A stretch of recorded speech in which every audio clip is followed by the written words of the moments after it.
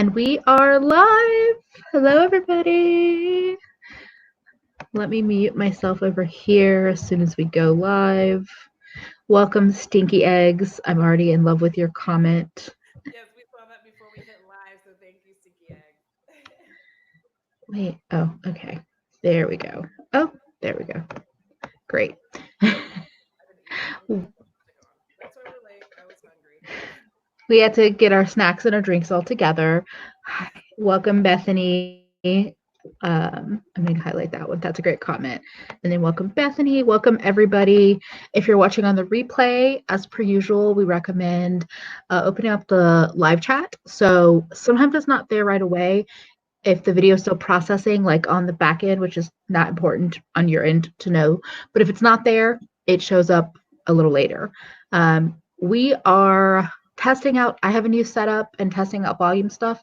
So let us know how we sound, if we sound even or anything like that. Happy to adjust.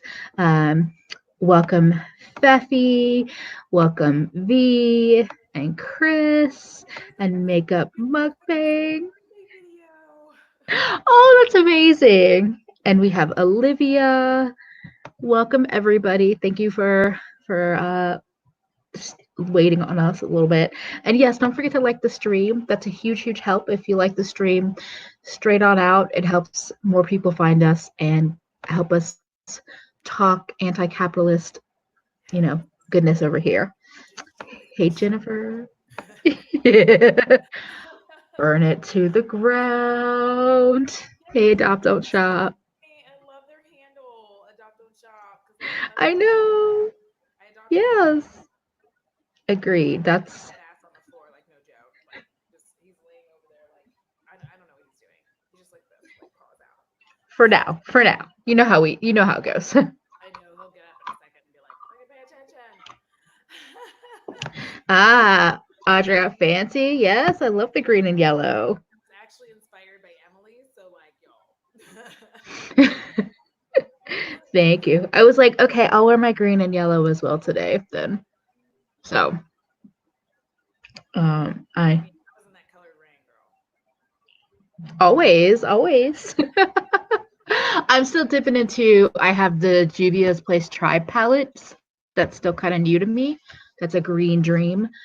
So that's what I've been playing with. But Had a Juvia's Place blush palette. Like I really feel like I did, but I didn't know because it's been weeks. it's been weeks. Oh, so just turn it up a little bit. Yeah. Okay, how is that for everybody? Sorry guys, I realized in the other lives that I've been shouting at everybody, so I'm slowly like moving my volume so I'm not like yelling at you guys because I can hear like it makes me sound like I'm screaming at you. I'm gonna hit it one more time. How is it now? And it takes a little time for it to catch up with the lag.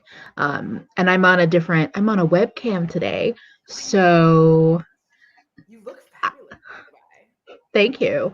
I'm not sure how I feel about the quality yet, but I'm playing around with it. So we got some mic and camera action tonight. All right, I hit it twice. I'm just trying not to be a shouting ass bitch because I feel like what happens is I become so overwhelming in the live, and that's not what my intention is at all. And I don't like that when I'm sitting here with my friends and we're talking, I feel like I'm screaming at everybody, and like it sounds like I'm over talking them, and I don't like that, especially because I'm a Black woman. Damn it, I don't need to be like seen as any more aggressive than people see me. Well, it's also going to be different because I have a mic today versus using the internal mic that's on my phone. So I think it's kind of different. Also Bethany. Cam girl, huh? Dude, okay, listen. I actually watched that movie. It came out 2018 on Netflix. It's a movie called Cam Girl, and whoa, I'm gonna tell you, it was a little moss. I was not prepared. Also, welcome, Chris. Hello. Great. I'm glad it's better for everybody. Okay. Let's have Okay. I it, hope. Emily. You began taking it down. What? Okay. No, you're the guest though. Well, I mean, so here's the thing. What actually got us started on this is we started talking about things like, and we've talked about this a little bit in Patreon. We've talked about, kind of discussing whether or not you put your Patreon on. I'm sorry, I've talked about it in this other live, excuse me. And we've talked about like whether or not you do a Patreon and why you do a Patreon and the amount of money that YouTube takes, which again, I understand that they have the platform that we work on. But realistically, when you're looking at like me and Emily's channels, we're not huge channels. So taking like a 30% fucking cut out of a super chat on a small channel is really kind of fucked up. And I look at it as this level where it's just like, should you not level this out and be like, well, if you only have like from this to this subscribers, this is the cut we're taking. And if you have from this to this subscribers, this is the cut. Once you get up into the higher echelons, then you take your 30%. But let me scooch in some. But when you're not doing any of that stuff, it's really fucked up that you're just like, because I mean, think about it. If we have how many people? 12 people in this chat. So if all 12 of you gave Emily a super chat of $10, just realize that three of like, so she's only getting $7 from each of you.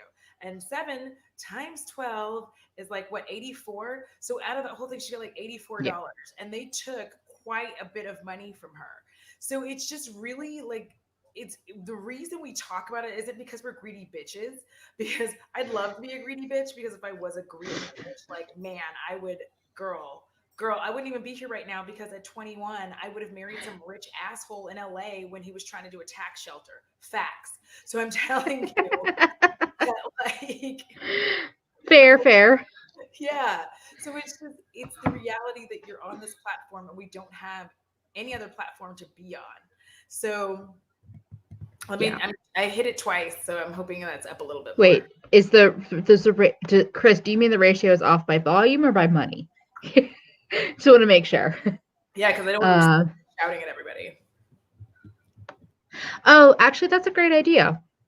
We could use the Venmo or Cash App name in the corner instead of our name. Oh, That's smart. Well, everything is in the bio if you're curious. I do always try to leave everyone, meaning Audra and mine, our Cash App and our contact info. Yeah, I think there's just for a long time I felt like money has been this thing of secrecy, and the key to it, what it really comes down to, is that the more secret we are about the money that we get paid in a job and that our coworkers get paid, the money that we make off of YouTube or Patreon or Cash App or OnlyFans, if you're doing that thing, the more we're secret about it, the only people that it benefits are the people that are in power. Correct. That's really it. It's like the power structures are there to keep us being secretive about what we make, and it's only benefiting those people. It's not benefiting us. Well, yeah, I mean, fun fact, because there's this show that comes out of Canada. It's called Working Moms. It is on Netflix. If you have not watched it, the hilarity. It's so fucking funny. But it's this fourth season that I watched all of it, and I binge that show every time it comes on. But the thing is, one of the characters discovers the pay gap at work and that the women are being paid significantly less. And when she finds out, she starts going to bat, albeit, it's a comedy, so weird things happen, but she starts going to bat to fix it. And it's just this thing, like you said, where we don't say anything. And because we don't say anything because we don't want to rock a boat or we don't want to upset anybody, like we say nothing. And what happens? Like they just keep getting away with it and you're still not getting paid the money that you should get paid. And then it comes down to like weird, like it does benefit them. It benefits YouTube to keep like the pay stuff kind of basically hidden because you don't know what people make and people can't exactly tell you. And that's so frustrating because when people ask YouTube creators, which I've seen many of these videos going up lately, they ask creators what they make and how they make it. A lot of these people can't really tell it, and then people get mad because they're like, well, you're being vague, and they're like, well, I'm being vague because YouTube is vague, because this is vague, because that's vague. Yeah. I can't give you an exact. Yeah, exactly.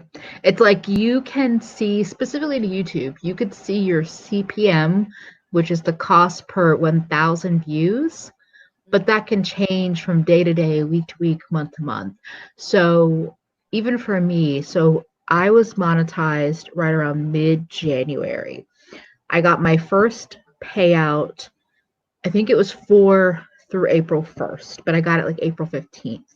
That included, I know, some super chats, quite a bit that like without the 30% would have pushed me over. So how payouts work is you get paid out at $100.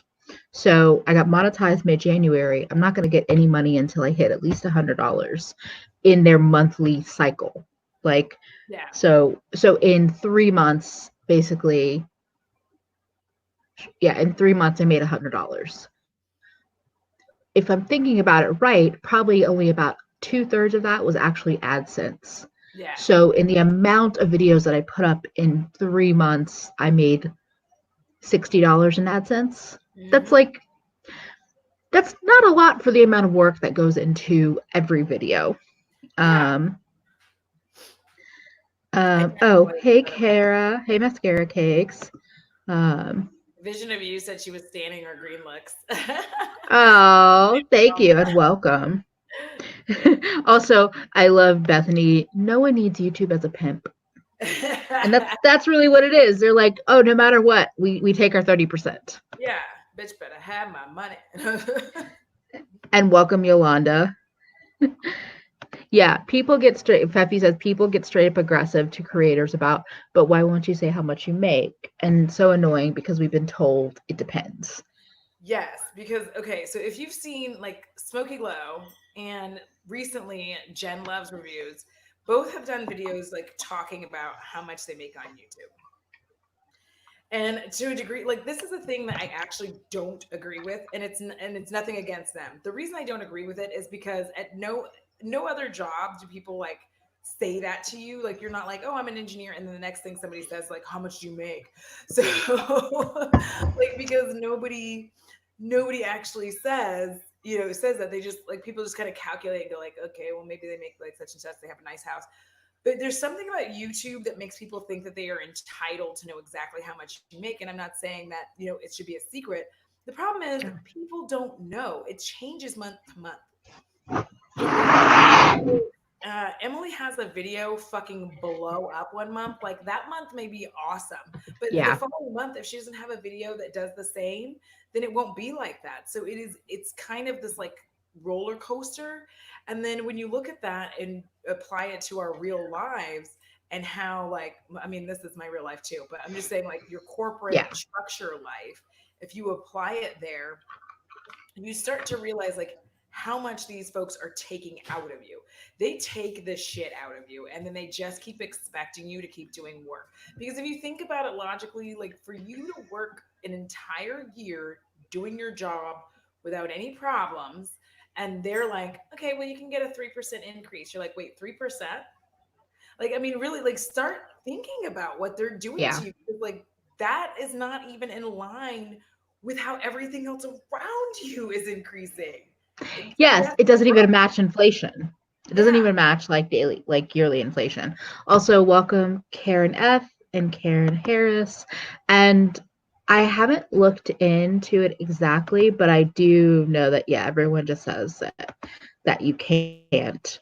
Um, I feel like for some of the people like Gin Loves and Smoky Glow to be like, you can't or like you don't want to for the sake of your like standing in YouTube. I kind of just trust it because but I also realize that for those bigger YouTubers, it does benefit them to not say it. Well, yeah. Because, I mean, But it's fucked up because people, it's weird to me that people feel entitled to know how much. Because here, if they were just celebrities, no one would care and be bothered by how much they make. Because like you and I've talked on Marco Polo's about how yeah, annoying it is that people just like, as soon as Marlena Estelle threw that 60 grand out her mouth, and how people were just like, oh my God. And I was like, y'all need to shut the fuck up about your like judgment on that. Like, and I'm not trying to be mean, but yeah, an actual commercial costs millions. It's not a cheap deal. Like making a commercial with a celebrity, you have all of the people that are involved in making that commercial. It's millions of dollars. It's millions of dollars. So $60,000 is a drop in the bucket for most companies to pay Emily to have a sponsored fucking video because they're not having to provide the lighting, camera, set, food, like editing, none of that. They don't have to do editing. That's why, like, when everyone's like, oh, the PR thing doesn't work, that's why companies aren't doing it. You know, I think about that a lot with Anastasia in terms of how many people was on their PR list and then how many people they cut off. It's like, even if you calculated all of the cost or the retail value of the products they're sending to everyone on their PR list, it's probably still not a drop in the bucket to what it would cost to produce print and video and TV advertisement. Correct. To go into Vogue, into a Cosmopolitan, into all these different magazines on, you know, or be partnered in a even in a movie as like a, you know, underlining sponsor, things like that are still happening out there.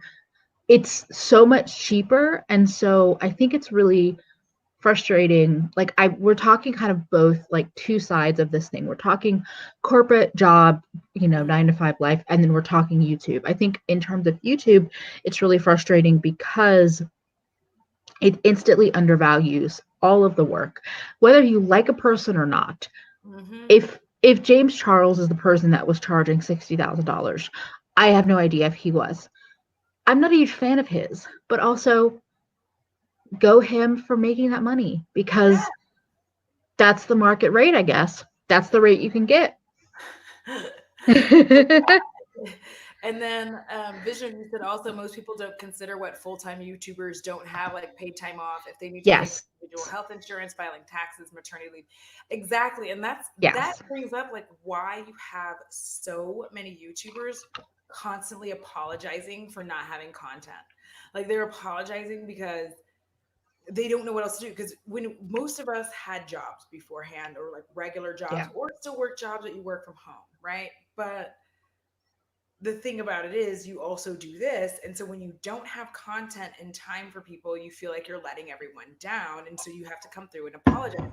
I want that to stop because I'm like, listen, you're giving me free ass content. Like, I'm not paying for it. Like, I mean, yes, do I have YouTube Premium? Yes. But I'm just saying, like, I don't pay per channel. Yeah. I don't pay everybody. You know what I mean? Like, I'm not watching every channel because honestly, like, if I'm going to be honest, sometimes there's a video I don't like of somebody's and I'm just not going to watch that one. It's not my deal. But I think it's also it's public, largely female labor. So everyone's got an opinion to devalue that labor. We see the same thing with a lot of other female-dominated industries like teaching, childcare, camping, etc. It's also why makeup and other female hobbies get shamed and kind of made fun of for the amount of money you're spending. Oh, that thing is $30. Oh my God, that should be like $5. Oh, you spent $100 on this. It's like, okay, but a man can spend $250 on a pair of sneakers and never wear them and collect them. $1,000 on a Harley Davidson in the middle of a midlife fucking crisis, and we don't say shit. Exactly. And then Karen said, I think people are just curious because they see the big YouTubers and maybe viewers think they bought you to that level. I do think there's like a ownership that viewers have of YouTubers. And I think that goes into that whole parasocial level to it. And it makes me wonder how valid it is. Because if you have 1 million subscribers, how much is that one subscriber worth?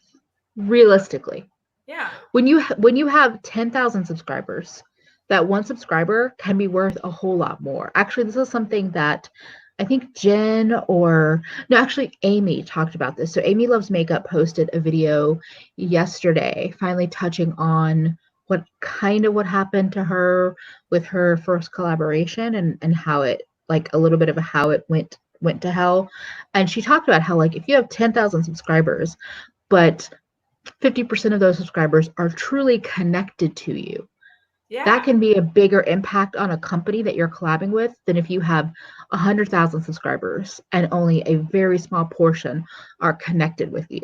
So like there's like value, but then you have to figure out how much it actually weighs into that person's like base. Well, yeah, and I don't think a lot of brands do a very good job with that when they're considering PR. Like, I feel like a lot of times they just look at a subscriber base and then they go with that. But if you looked at that right now, those numbers would not be great because there's a lot Yeah. of really big YouTubers who are doing reviews and all these things, and they're not getting the views that they used to get. Whereas you have some smaller YouTubers, like Teresa's dad is one of those people, Yeah. everybody talks about it. I feel like everybody does. She has a very loyal subscriber base, right? She should have all of the PR, to be honest, because Yeah. you've ever seen her like review, like when she drops a video and her views to subscribers, it's insane. It's literally like every person who is Yes. subscribed to her immediately watches her video. So it boggles my mind that all of these companies aren't immediately sending all of their PR to her because I'm like, but you guys don't understand, like 100% damn near of her audience is watching her videos, as Yeah. opposed to somebody like Tati who has what, like 9 mil, and she's not getting 90,000, like she's not getting 9 million Yeah. of people to watch the video. So to me, I look at it and go, that's kind of like, I don't know, that's me. I say like that's not worth it to me because I'd be like, I mean, I have this small channel here, everybody's watching it. That's more bang. Yeah. Yeah. It's all about the like the level of interaction. And I think that wait, I was just looking through. Oh, I agree with this. YouTube Premium is the best money I spend every month. Oh yeah, because It's worth every penny. And for the amount of channels I watch and the amount of videos I watch, it's worth it. It's just like the best. yeah, I feel the same. Like I watch too much shit. I think that's so Yolanda says I think the companies are cued into the fact that a lot of smaller YouTubers will go and buy it anyway. Yes. That's fair. That's fair. That's the thing that not really money, but I think about like it's not really related to money, but anytime a YouTuber complains about how they didn't get something because they're not on the PR, I'm just like, you're making millions. Go, go buy it. Well, But and you that's don't the have thing. to because you have so much makeup and so many things you already can review and talk about that you don't have to. Well, yeah, and Yolanda saying that remind like that's why I will say it in multiple videos. I'm not the bitch to come to for brand new releases. I'm not because one, I want to buy what I want to buy that I enjoy. If I like a new release, I'm gonna buy it. But I'm just not gonna be out here buying a new release just because it's new. The other is like I'm not going to keep spending money just because I think that it's going to make my channel grow, because at the end of the day, if I do that, it doesn't make my channel grow. I've spent a Yeah. shit ton of money. I have makeup all around me that I don't necessarily like. It's done me no good. I would rather be Yeah. genuine with what I want and what I like than I would just be like, this is brand new and I got it for you. Like So I wanted to comment on this. So Chris says that's because there's a shift going on in the platform, which is great. And companies won't send to Teresa with 26K because they know she's going to buy it to keep them happy. Brands are missing, in my opinion, brands are missing out that they can send these things to people early so that somebody like Teresa could get the product a week in advance, 2 weeks in advance, use it, figure out if she likes it or not, how she wants to do her review, and get a review or first impression up when that product launches. Rather than being like, well, they're going to buy it anyway. It's like you could preempt the sales process and create that hype, which is what they were doing with bigger YouTubers. But I feel like bigger YouTubers get so much PR that they don't even review things early, even when they get them early, unless they're being paid to. And I think that they're also missing this train, the idea of like, well, they're going to buy it anyway. Because here's the thing, we're in a fucking recession. Maybe we're not. Mm-hmm. You're not going to be able to like survive off of the backs of small YouTubers the way that you could before, because we're not going to buy your shit. Like we're like, and now we have to be more Yeah. discerning on what we're going to buy. previously we had disposable income. We could kind of like move and shake and buy some stuff. But now you have to be more discerning. You have to think it through. And honestly, if I have to think it through, I'm probably going to buy something that might be more expensive, but a better try for me than it would Yeah. for me to buy like a bunch of color pop. You know what I mean? Yeah. Like, thanks. Also, this is really interesting from Aileen. I used to work for a PR company that deals with influencers and now work for makeup. They never looked at engagement, just follow our account and their type of content. Hmm. And engagement, like Yeah. that's what kills me. Like, especially when it comes to the money aspect of this whole game, is I don't understand why you're not looking at the engagement. Because if you realize, like, for instance, I can go look at many people's channels, myself included, but I can go look at someone's channel and I can be like, okay, so every time you drop a video, I'll go look at it. You have, you know, let's say, because most of the channels are smaller that I'm like looking at and evaluating, but like, so I'll look at a smaller channel and I'll be like, you drop this video, and every time you drop videos like this, you're only getting about 40 to 50 views in your first 8 hours. And almost no one is commenting. You get like 4 or 5 comments. So, what Yeah. this says to me is a couple of things. Part of it is YouTube algorithm, right? But the other part is Hmm. that people might be just listening to you, but they're not invested enough to watch, to like actually look at Yeah. you and then like comment on what you're saying. So Yeah. like you have to have all of these things, and YouTube, it's magic, right? Because like Hiram skyrocketed. He's only been doing it for like a little over a year, right? And like he's Yeah. just boom, he hit 1 million. I've been doing YouTube coming up on 4 years, obviously, and it was also inconsistently. There was a point where I didn't know I was doing YouTube. We're not going to talk about that point, but But but also Hiram is a white man. you are correct. He is a white man, and if you're a white So beauty, you've got it made. Like, I also just wanted to say, so Karen says, I love people that swear, but you guys know that maybe people don't all relate to that. I think Teresa knows that too. Maybe that's why we all love her. Here's okay, I know I'm a person that swears, so obviously I'm biased, but I think that that the whole perspective of swearing is not classy, it's trashy, you're not like doing yourself justice by the words that come out of your mouth. Can we leave 1950 behind? fucking thank you. It was 70 years from then. We've moved forward. Okay, if celebrities can say whatever they want, if Jeffree Star can say all the bullshit that he says, why do we as smaller creators or just as regular people get judged to an, in my opinion, an inordinate level? It's, I think, especially being a woman that curses.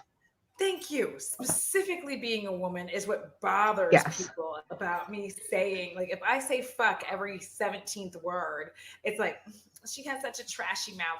She looks so Yeah. pretty, but she's so trashy. I'm like, fuck you, man. Like, listen, I'm not going to try to, Yeah. but here's the thing. When I tried to pretend I didn't curse, it was so hard for me to film. Like the amount of times I would have to go, okay, and like that didn't fucking work. I mean, okay, well that didn't fucking. Okay, well that did not work for me. It may work for you. Like that's just so much work, and I'm like, I just want to This. talk how I talk. The Yeah, puritanical like roots of this country will not die. And correct. it's it like strangles people. It's like just let us express things the way we want to express. I understand that if you are advertising, if you're Yeah. doing a sponsored video with somebody, Yes. okay, you don't want to partner with somebody for that drops the f-bomb every other minute. But PR is not advertising. Correct. PR is just another way to expose you to another audience. Yeah, and if you're dumb, and here's the thing: if you're dumb Yeah. enough to fucking send me PR and you have not watched my videos and knew that like I did not know that I'm dropping an f bomb every third word, like I don't know what to tell you. Like at that point, I'm Yeah. just like, what's wrong with you? Have you not seen anything? And then you sent this shit to my house, and then you're mad. You're like, oh, did you hear what she said? She said fuck. I'm like, oh my god, I did. Like, what are they like? That just gets ridiculous. At some point, I'm just like, Fun fact that the men on here can say whatever they want. They can do whatever they Yeah. want. And look how long it took to take down the onion. Like it took forever. Also this, because they're attractive or popular. Yeah. And I'm neither of those things. Just kidding, I'm attractive.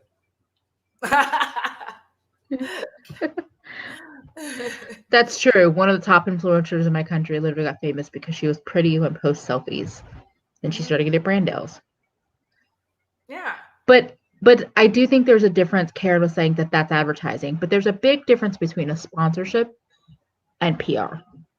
And so they're both advertisement, but sponsorship is saying, here's $5,000 in product versus here's product. That's a big fucking difference. Yeah, because the sponsorship, more often than not, they're asking you. Like, there's a contract a lot of times involved in a sponsorship.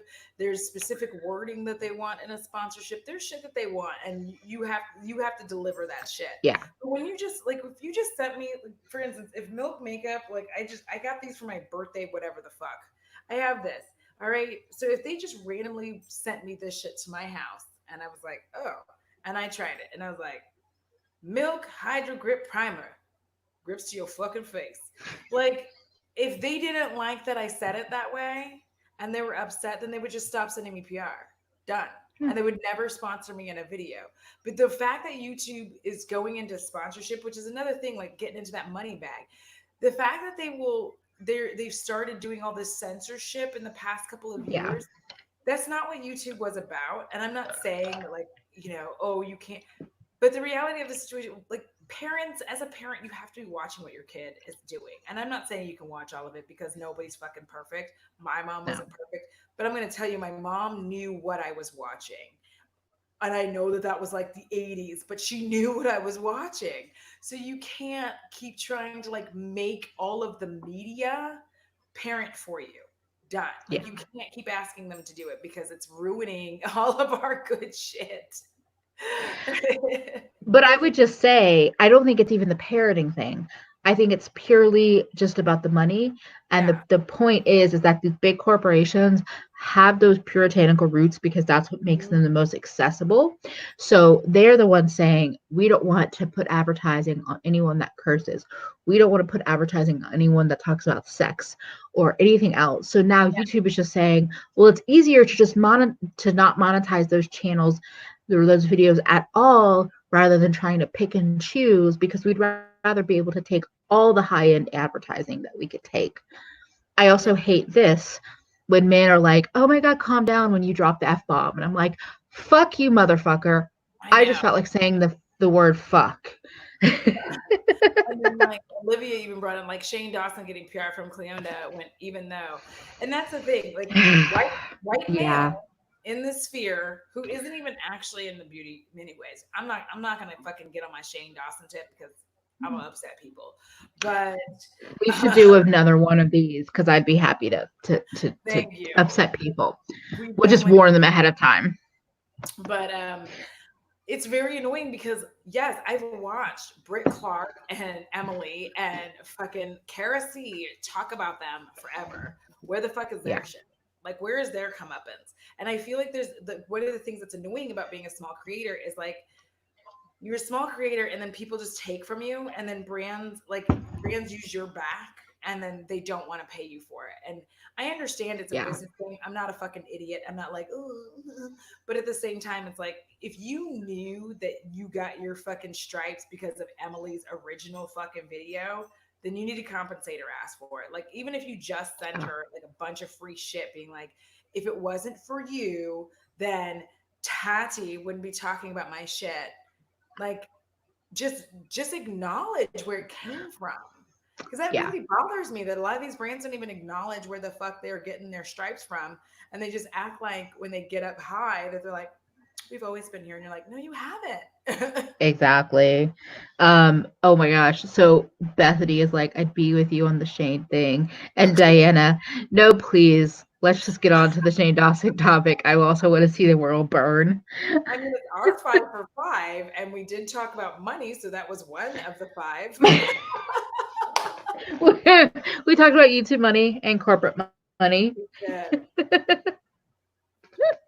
But seriously, in terms of like the non-YouTube stuff, I just think that it's way too easy to, I mean, and I don't know how to break this whole like privacy bullshit that people have in workspaces, but I really feel like, I don't know, like, is that a question that you can ask in a job interview? Like, what's your pay structure like? Do you have transparency? Can you ask those kind of questions, or are you going to get immediately just like shushed or dismissed?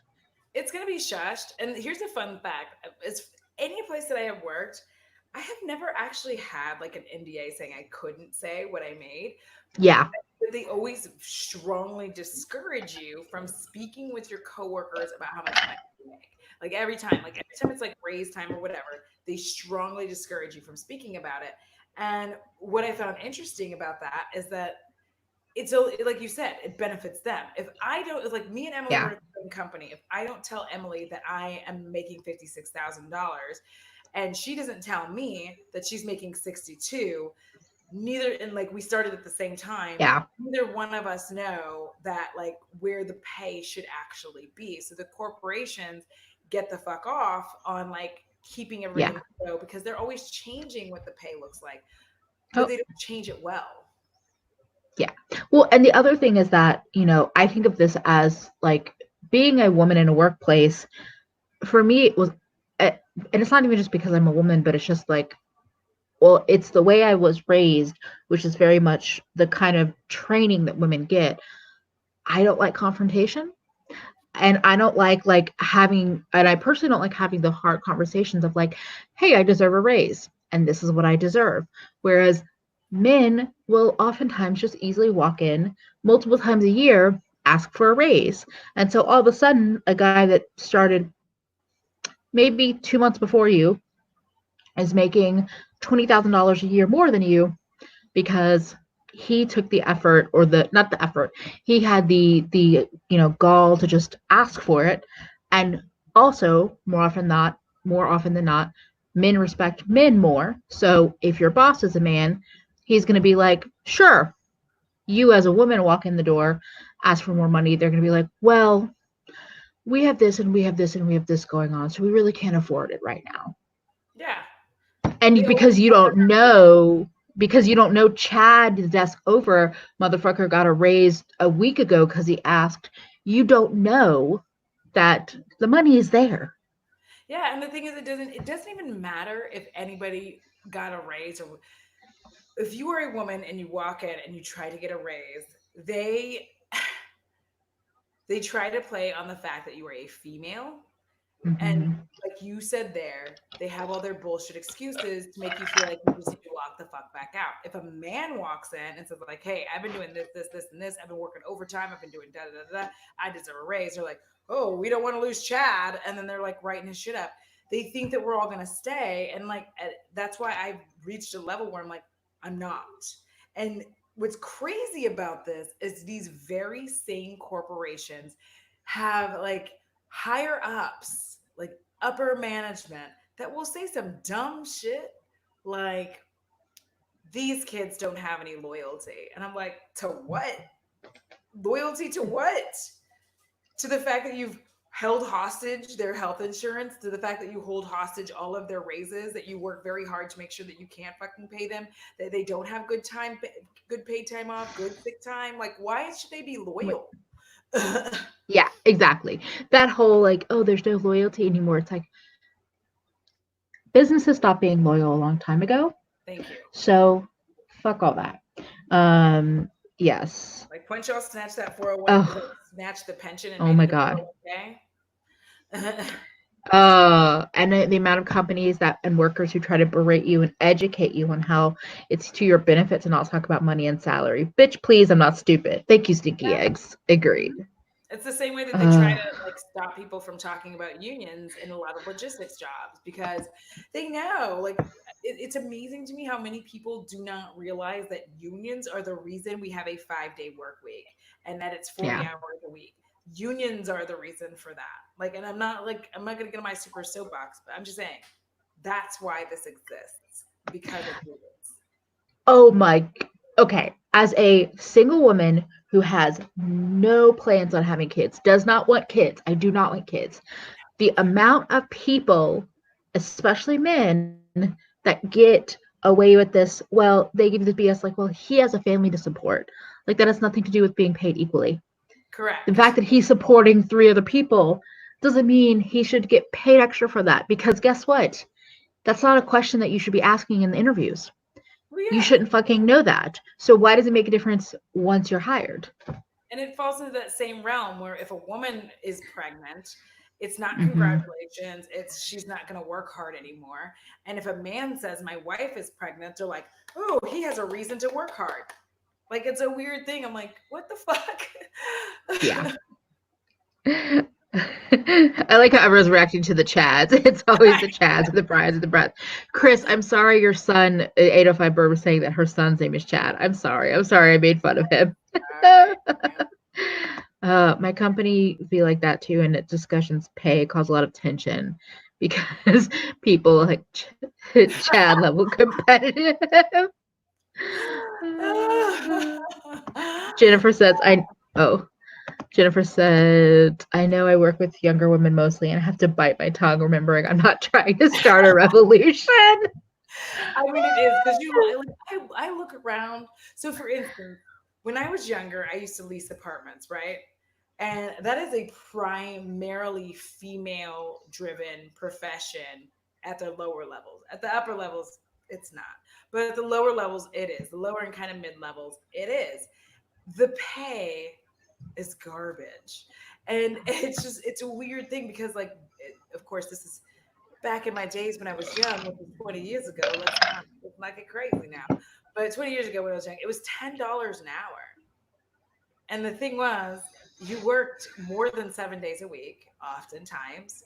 Yeah. You often work weekends, you work Sundays, you got weird days off. And like most of the time, you didn't even really get the day off and you were called to come into work. Yeah. When women are called like that, we always have to like bend and snap to be funny, but we always have to bend and snap too. Like we don't have the ability. If we say no, then we're seen as like weak. If I told you that fucking storm fan was going to go off and it just did. But we don't have the ability to say no. Like if you are a woman, whether you are married or single, if you're a woman and your boss calls and needs some shit and you go, oh, I can't because they're gonna be like, weak ass bitch. But if a man says like, oh, I can't, my wife's about to have a baby, it's like, oh, of course, take care of her. Well, here's the thing is that a lot of men just say, I can't. Yeah. And if we say I can't, usually in my experience, the follow-up is always like, it just leads to these conversations that are like, you have to explain yourself. And it's like, bitch, I can't because it's my day off. Don't call me. Yeah. Like, I had a boomerang boss that me and another guy, I call numbers, but me and numbers, I was supposed to work. The whole reason we bought numbers on was because we were going to have a 7-day operation. I was going to have 4 10s Monday through Thursday, and then he would work 36, which as a supervisor, it would be more than 36, it would be closer to 40, but I would be closer to a little bit closer to 50. But he would work Friday, Saturday, Sunday. My boomer ass boss wouldn't let this shit go. He wouldn't let it go. And he kept trying to force me to come in Fridays. In fact, he worked so hard to try to make me come in Fridays that he like separated me and numbers and then really just kept pushing for me to be there. And I was like, bro, this isn't 1940. This isn't 1950. I worked my hard ass off Monday through Thursday. I worked about 56 hours in that time frame because I was working long hours. And I'm like, and now you want me to come in on Friday just because you have this old school mentality and you're a man that wants to control the woman because that was his problem. I had to keep putting up with it. So here I am walking to work dead ass tired for no reason. And he's just trying to find things for me to do. And I was like, bro, I don't have time for this. But he wasn't acting like that with Numbers, who was male. If Numbers said he couldn't come in on Monday, Numbers didn't come in. And it was just really bothersome. I was like, you know what? I'm a woman. I have hair all in my face. I'm sorry. I'm trying to get it out of my face. And the other thing is that the reason why I would, for me in my experience, the reason why I would feel like I would have to give a reason is because the I just can't gets read as a woman that you're being a bitch, you're being non-compliant, you're being argumentative, you're being all these things, whereas for a man, it's just you're being assertive. And assertive is okay because you're a man. Also, oh my God. Beppy says, I had a coworker who did half the work I did and got paid double I made. Was doing the job of 10 people, but he's married with kids and bought a house, and you're single and live with your mom. Also, earlier, Olivia mentioned that it's a common thing in the science community. Women constantly watching how they discuss their work. Meanwhile, there are plenty of men who walk around speaking unchecked BS. Well, yeah, I mean, and like down to what like even Feffy was saying, it's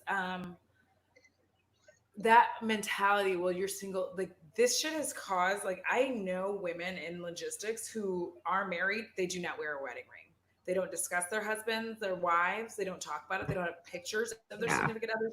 Like women are literally at this point in this corporate bullshit where we are hiding our whole family life from our job just to be seen as competent. What the fuck? Like men are at work with their pictures of their family and all this shit, and women have to hide it in order to like get ahead. Because otherwise, if you have a family, somehow you're not as motivated as a woman. Yeah, exactly. Um, oh, MJ, that's so sweet. MJ says some inside tea. Yeah. My future husband is a Chad. We work in the same industry. He's also a cis white male. He works harder than the other Chads. I love and I'm proud of him. He's a bulldog. That's amazing. Oh, he also gives her the confidence and insight to but be better. But as a Latina woman, asking for things is not in my nature. Yeah, I understand that for sure. And oh, what does Karen say? And men get to show up at work looking like ass. We have to work so hard to just look normal, even, and get away, and then they get away with everything. Hell yeah. The, the amount of times that I would get questions of like, "Are you okay?" if I wasn't wearing makeup,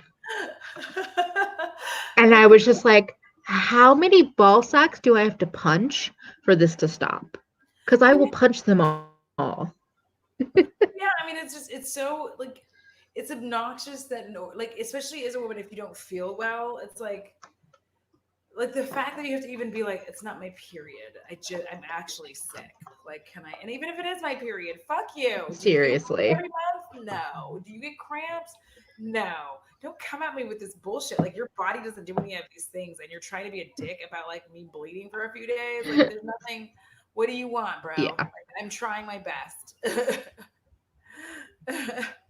Oh, Karen Harris was saying in Sri Lanka, it's messed up. They list ages that can apply and gender.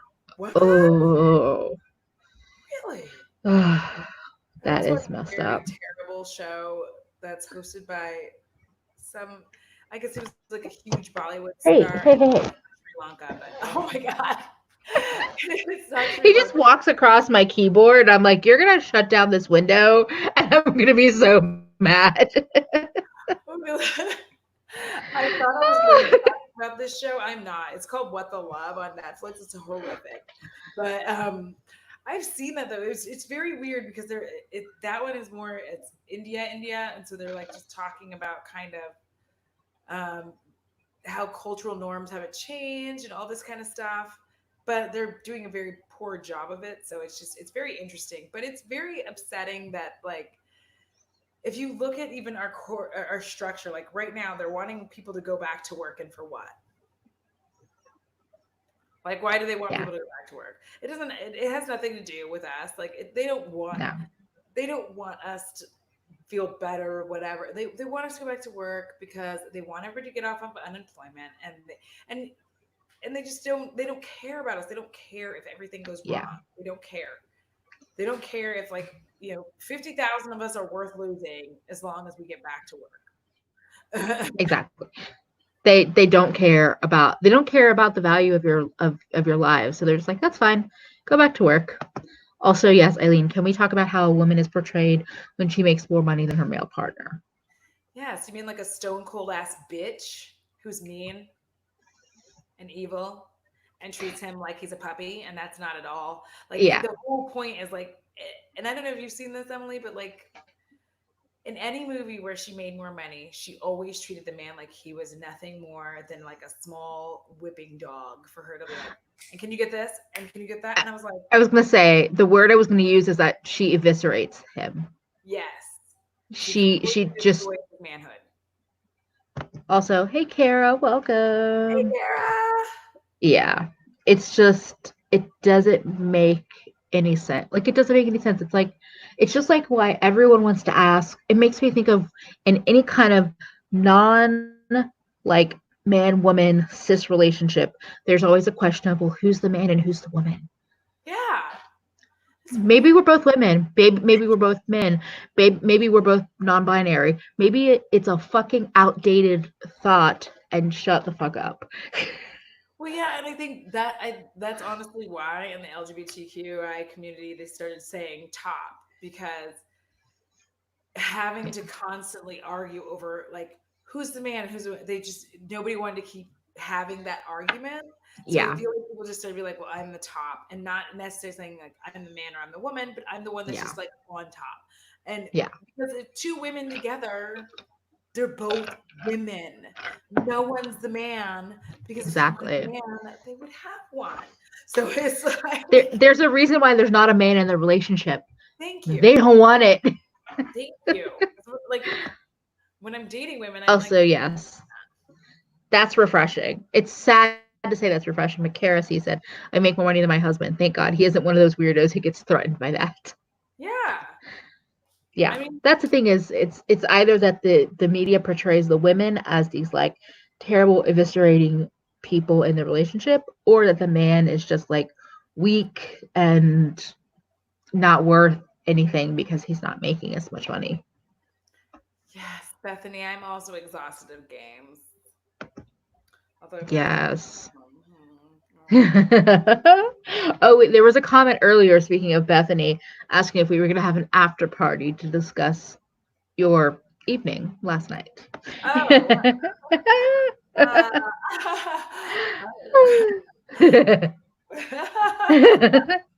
It's like, oh, um, sorry, my eye is like super dry. It's like this eye in particular is like being crazy dry, and I'm just spritzing the fuck out of it. and you're just like, I'm just gonna change the subject. That's okay. Karen says, like, my husband is such a teddy bear, and people don't think he's tough, but that's just because he's not an asshole or bitchy. Well, yeah, I Yes. mean, men get some of the same bullshit that women get, right? Because if, like, for instance, a fat man is not going to be treated the same as a an athletic build man. You know, a man who has an athletic build, he can walk in and be like, I want to raise, and da da da da. A fat man walks in and says, I want to raise, and they're like, well, listen, we've got, and you're like, what are you hesitating for? Like, he does the same work. And first, and also, just like, don't discount my fat man because, okay, done. And actually, the conversation about women and corporations, we talked about this some, how we feel like it's going to be, it's already happening. Women are leaving the corporate world, but they're building it for themselves separate. They're saying, you know what? You don't want me in the space. You're not going to treat me equally. You're not even going to try to give me the same benefits as you would give this man. I'm going to start my own firm. I'm going to start my own business. I'm going to freelance or, be a consultant where you can still work with a lot of the same people, but you're charging your own rates. You're building your own like business.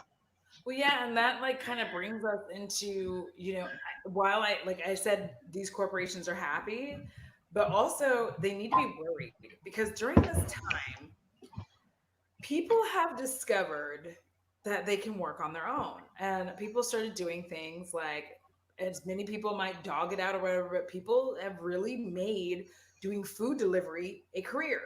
And why Yeah. wouldn't you? Because you can literally set your own schedule, make enough money to live off of, and have a nice life. It doesn't have to be 5 cars and all this bullshit that the bullshit Yeah. American they keep selling. It doesn't have to be that. Yeah. So people are able to do this now. And once you start realizing that you can make your own schedule and not have to be beholden to fucking anybody, like, of course people are going to take that. And now we ain't looking down on them because now if I'm dating somebody and they're like, oh yeah, I deliver for Uber, DoorDash, and Grubhub, I'm like, respect your hustle. Like, Yeah. Yeah. Well, and that's the other thing is that why do we have to always talk about what we do? Why is that the first question we bring up in conversation when we're meeting somebody new? So what do you do? Why does it matter what my job is? Yeah, because it's almost like we're immediately trying to determine if like the other person Hmm. can support us, and I don't want anybody to support me. Do you know what I Yeah. mean? Like, I don't want to get in a Yeah. partnership where it's like you have to pay for all my stuff because I feel like eventually that will lead to resentment that you're Yeah. having to like carry me, and that'll be part of arguments at some point where it's like, well, if I didn't have to pay for blah, and I'm like, But even in social situations with like just friends or whatever acquaintances, to me, that's immediately putting this like classist layer to the interaction. Because if mm, you hear, oh, if you say, oh, I'm a delivery driver for Uber and Postmates, a lot of people are going to be like, a lot of people that are not as like knowledgeable as you are going to be like, in their head and be like, okay, yeah, I'm done here.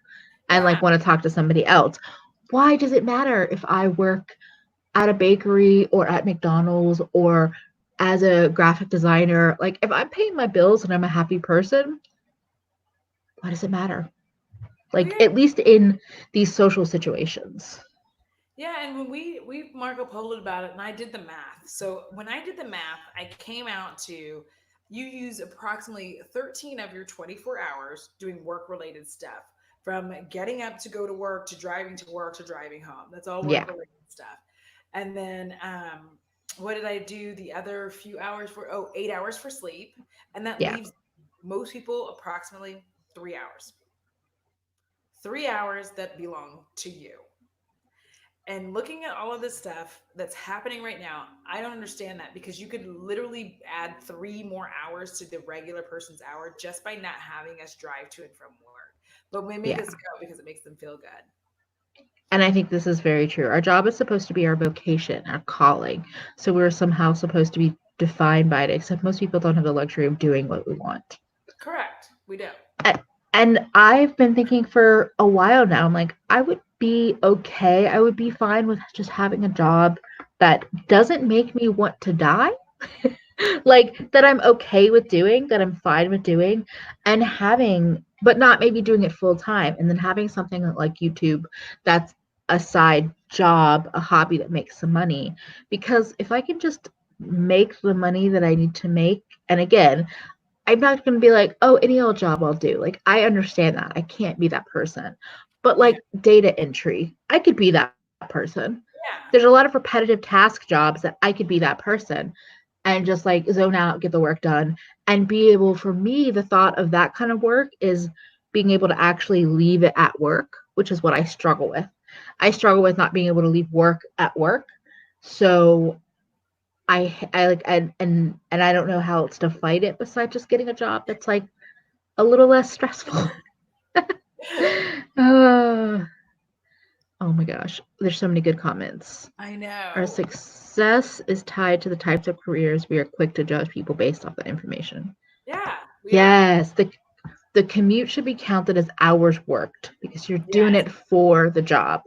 That would change everything, in my It opinion. would. Like, honestly, if they had to count the commute, then they would stop fucking making your ass drive into work when they know that you can do it from your house. They're literally doing This, that just because they want to. Thank you, Alex. It's all a yes, control thing, right? If they're looking right at you like, then they know. Then they know that they've got you by the fucking balls. And that's the whole thing is they are literally controlling more than half of your day and they yeah, don't care and they feel completely comfortable doing so. And it's just like we're human beings and we're not built for this. You're not built. This is why like when I actually broke that down and I was doing it when I was talking to Emily, when yeah, I broke that down and I realized that like we're all just designated 3 hours, like US citizens, you Americans, people in America, we're all just designated 3 hours that are that are our yeah, own. So then when you start breaking that up, you start realizing, well, no wonder people can't actually cook for their family. Like they want to, yeah, but they can't. You have 3 hours. If an hour of that is spent trying to cook for them, then you only have 30 minutes to try to eat it. Like it's all a rush, rush, rush situation. yeah. So now you can't do that. Now it's like pick up food, bring it home, sit down, eat. And from the moment you walk through the door, you don't stop until like everything's done. Like you Yeah. literally get up and you move and you move and you move, and we wonder why we can't get any good sleep and why we have all these sleep problems.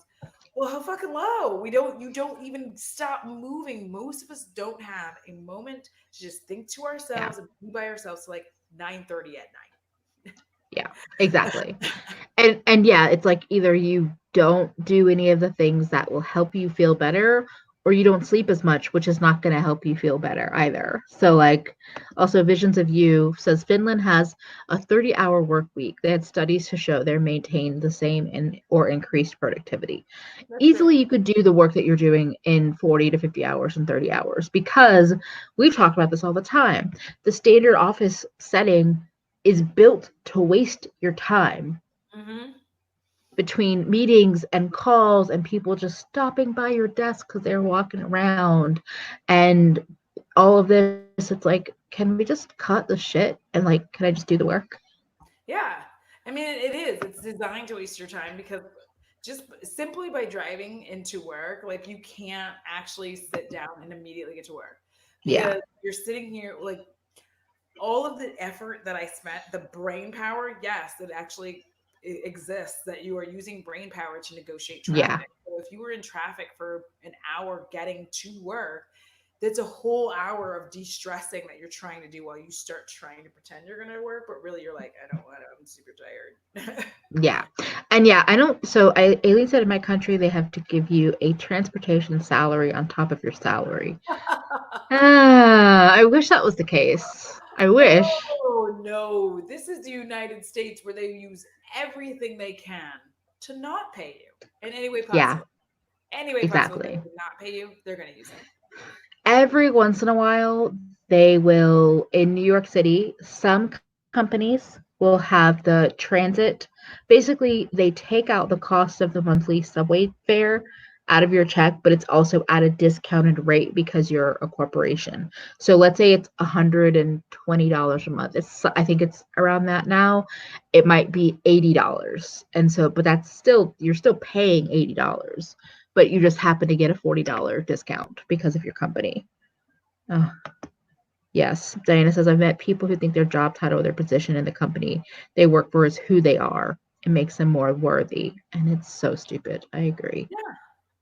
Because I mean, it makes people who do the jobs that everybody talks shit about, but suddenly became essential. Essential. Yeah. Like all the fast food places that nobody wanted to fucking give them their raise.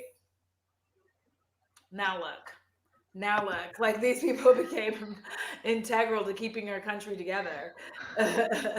That's interesting. Karen says because of the work from home situation, all the bosses started freaking out that we didn't have enough work, which is nuts, since almost none of us need to be at the office to do our jobs. That Well, is bonkers. so here's the fun fact. Like when I started running through it, and I started running through just like my old corporate life. Like I took out my logistics, I went through my old corporate life, and I was like, okay, so when I had to be to work at 7:30, I honestly didn't start working until 8:30. It wasn't because I wasn't a good worker. It was just because, like I said, I negotiated traffic. I went and got coffee. I chatted with people about their morning. I slowly started rebooting everything, getting everything up and running, and then I started work. Right, but then there's lunch. And lunch is the thing that we're all like working very, very hard to move as close to the end of the day as we possibly can, so we don't have to do anything else. And so, like, we're That's really funny. just trying to make lunch. If like, and I've said this before, if everybody, bye, Kara, if everybody Oh, could literally oh, have bye, lunch at Kara. 4, we would. Like, if you work till 5, you would have lunch at 4 and be like, I'm going home. But they won't let us do that, so that's fine. So we're Yeah, pushing our glasses off, and then once you have lunch, here's a fun fact about the human body: we like to sleep after we eat. We do. Doesn't matter what you eat. Just just like not even sleep, just rest, just nap, just like kind of let everything sink in, let your digestive system work because it's actually a lot of work. I don't know if you I watch a lot of weird yeah, ass videos about it, but when your body is digesting food, it's doing work. The last thing that you want to do after you eat is like get back and be like, so the last part of most of our day is bullshit. Like most of us are yeah. just like for the rest of the day. Well, and what Alex said is so true. The human brain can only focus on a task for around 3 hours. So an 8 hour workday where you're expected to work the whole 8 hours is unreasonable. Correct. Yeah. And that's why I said, like, I Um, estimated when I was like fucking around with it that like most of us only do approximately 4 hours of actual work at work in an 8 hour workday. yeah. And the rest of the day, the rest of those hours is just us like wandering around, going to the bathroom. Or depending on your accessibility, being on social media on your computer and then hiding the tab when somebody walks by, Correct. all that good stuff. Shopping. Like, Oh, I hate this shit. The Feffy says the amount of times I've heard you're just a secretary. Like, bitch, I speak 2 languages when I'm working. I know more about the office than my own boss. You barely know what you do. Thank ouch, you. bam. Well, yeah, and here's the other interesting thing because I have very like I don't know if it's radical, but I have very specific feelings about degrees, and I'm not saying that they're not worth it, but I do feel that the bachelor's degree is just like the gateway to forcing you into debt. Now, don't get mad at me. Don't get mad at me. I believe in education. I really do believe in education, but I also very strongly believe there are a lot of jobs out there right now that are demanding that you have a bachelor's degree that you shouldn't have to have one for. Like and because I've been an administrative assistant, I didn't need a degree to do that. Like, what are you talking about? And now it's suddenly like back in the day, it was fine. Now Yeah. it's suddenly demanding a bachelor's degree. And like, when the fuck did this job require a bachelor's degree? Like, Yeah. what? And so they're because what they're doing is they're trying to force us into debt, and that brings us into the capitalism and the money and all of that. They're trying to force us into debt immediately because especially in the US, if more people actually went to community college and paid for that just cash money and then took that over into Yeah. university, their debt would be significantly less. One, because you would know what you want to do. Also, there would also be honestly a significantly less amount of people enrolling in traditional university because they would realize that there was like maybe a vocation or something else that they wanted to do that didn't require a 4 year. So what's Yeah. happening if you look at it, this is how I looked at it coming from Japan. If you look at it realistically, they keep forcing us to retake the same shit over and over again. So you spent 12 years in Hmm. school to go to college for them to say that you need to take prereqs for 2 years. That's just money. That's just money that they're Yeah. taking. That's all it Yeah. is. I totally think that so what that made me think of is right when I graduated college in 2008. Joy of joy, a great year to graduate for sure.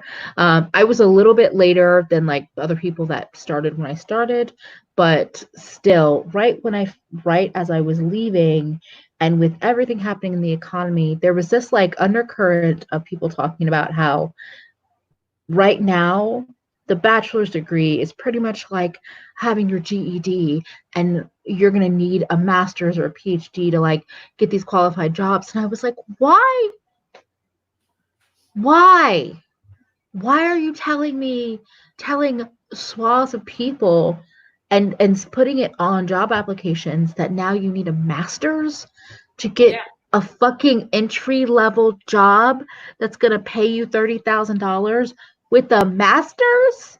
correct. But then at the same time, when like there are jobs that people apply to and they get told, oh, you're overqualified for this, even if you're entry level. And it's like, so where are we going with these big degrees and no job experience? What are we doing? Honestly, it's really because they want us in debt. Like, the more in debt we are, the less we are able to do things like start your own business. So like, if you were an 18-year-old and you had an idea and you wanted to start a business, if you had started that at 18, you might already be successful by the time you're 25 and doing what you need to do. But you Yeah. didn't, right? Because everybody said go to college, go to college, go to college. And again, this isn't me saying that you shouldn't go to college. This is me just like explaining how I view the system and how it's broken because they don't tell you about Mm-hmm. the other option. So you go to college and you go into debt, and then you take your business plan, try to start your business. And instead of you being successful at 25, it's going to be 35 because you have to pay back all this fucking money. And trying to pay Yes. back that money is another thing. And again, like you said, $36,000. Like even the amount of loans that people take out, your first job in US, the average Yeah. income for a graduating bachelor degree is like $36,000, which is Yeah. nowhere near what you took out. That's like your year's fucking salary. Yeah. And they're like, that's what you owe. And You're like, oh. like good. And what Alex was saying, I feel like is so important. Audra, Yeah. that's how I feel about the military and how predatory they are in communities affected by poverty. Honestly, I believe less people would enlist if student debt relief and cheap tuition was a thing. Yeah. So I'm from North Carolina, Fayetteville, or oh, now it makes me realize like how I don't know, it hits me a very bad way. Fayetteville, North Carolina is nicknamed Vietnam. So that should tell you something. There's a military base there, and I feel like the whole thing, and I wasn't even that close to Fayetteville, but the whole thing in high school, the only two options were a 4-year university or the military because the military pays for the 4-year university. And I Yeah. just, it's like fucks with my head to think you're 17 or even 16 years old deciding you're going to enlist in the military. Well, yeah, but look who it's And affecting, people in poverty. and exactly what Alex said. And that's not to say the military doesn't serve a greater good, but still, they shouldn't be recruiting high school children to join. Yeah, but Rich Chad is not joining Exactly. the military. You know what I mean? Yeah. Like, obviously, the entire Trump family, but like these rich people aren't joining the military. It's poor people. It's poor people because they've dangled a carrot of like, this is what we'll give you if you risk your life for us. And then, Yeah. and it's all well and good when there isn't a war at hand, right? When there's nothing Mm-hmm. to worry about, it's all well and good for you to be in poverty and then get out of it using the military. But and people can say what they will about like that mentality. I never could come to an agreement with a certain someone on that, but my thing was it's all well and good during peacetime. You join, you know that there's no war, you're going to show up and you get free. Mm-hmm. But the problem is when you showed up for your free college, and that's because that is how it was advertised for a very long time. I'm the resident Free old bitch. college. It was very much advertised as free college. They never Yeah. said anything about war. And yes, it's in the back of your mind. And I'm not saying people are like, oh, well, they should have known. But what I'm saying is it was very much advertised as come get a free education. Yeah. Then they had to start changing that tactic because a lot of people started saying like that is kind of fucked up because like when everything happened with 9/11, all these different things started happening. People were like, well, it's kind of fucked up that you've done this because all of these people came expecting free school, and then like things went bad and everybody's like, well, that's what they signed up for. I'm like, no, they signed up for free school. Like Mm-hmm. that's what I have to say to people. I'm like, no, they signed up for free school because they were not going to get out of their shitty fucking neighborhood without getting into the military to have free university. Like that's it. They weren't Yeah. going to get out and go to school if it wasn't for that because there's nothing that them. And here's the thing is that also goes back to that whole thought of you have to have a bachelor's degree to be successful in the world. Whereas if we just talked about things you can trade schools you can go to, community colleges you can go to, career paths you could start on without a degree, then we wouldn't have this like predatory military system. Yeah, Yeah. like it's just Yes, it's and these are systemic problems, not things that we can blame specific individuals for. Exactly. exactly. I mean, it took how long for them to start making sure that these cash advance places were no longer on or around military bases? Like, I mean, and they had to do the same Also, thing hey with college. Satines. Hi, Satines. Welcome. Same thing with Uh, colleges. Like people were signing up for fucking credit cards for a free shirt. They had no idea. Like, yeah. Oh, those were all over my college campus for all the years I was there. Like still like when I from 2003 to 2008 off and on, like everywhere. Free pizza, free t-shirt, free mhm. stupid fucking water bottle to send it for a credit card. And they were always swamped. Yeah. Well, I mean, because like, if you are in a very small town and you don't have a lot of dreams or goals, like I'm going to tell you right now, it is it's military or go to your like weird not weird, well maybe it is weird, go to your local especially in the South, religious university, right? Like Uh-huh. get married. Like these are your choices when you live in small town. Get married at 18 and start having babies. Go to your local, like very Christian, religious college, or join the military. Those are your choices. Yep. I mean, if you were smart enough to be like, if like not even smart enough, but if you go like, I don't want any of those, I choose none of the above, like Neo should have done instead of taking any of those pills. Anyway, if you had chosen none of those and just went your own way, you would have your own life. But we do what we see. We emulate what we see, and what you see is like Yeah. those are your three choices. So when you live in these towns, like that's all you got. And even your Yeah. rich kids, they don't do anything different. They usually choose the college and then married at 18, Yeah. popping out the Also, I kids. love this advice from Olivia. This is why I tell recent graduates, if you land a job, take it. A master can always wait, especially if in the STEM field. Getting work experience is a learning experience too. Yep. That's awesome. Wait. You think free pizza is weird? A company offered free mammograms to college students. What? Okay, on that note, I need to get another beer because Right? that is a mess. That is an absolute mess. Oh my gosh.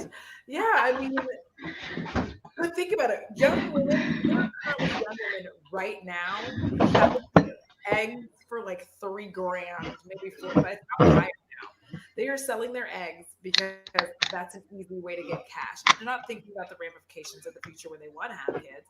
They're just thinking about right Yeah. now getting the fuck out of debt. And that's what bothers me. It's like now that people are really trying to get out of debt and they're really on that level of like, I don't want to be in debt forever, it seems like they're working harder and harder and harder to put people into debt because, this, and I will always say this.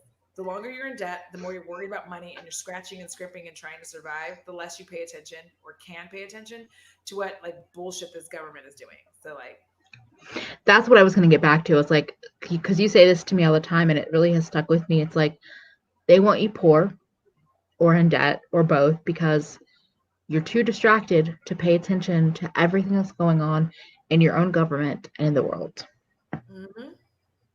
Also, yes, this teachers have master's degrees, but yet have to have the salary and respect in the US, but yet to have the salary and respect compared to other master's degrees.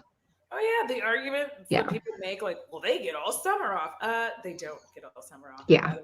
Like if they chose a lot of teachers, like in Texas, if you choose to take this summer off, you can choose how you want to be paid. So you can let it go over the entire year, or you Hmm. can be paid during the time of the school year and then like not get paid for those 3 months. So essentially what you have to do is like save up all your money so that you can survive for those 3 months, which nobody can do because how do you save in America?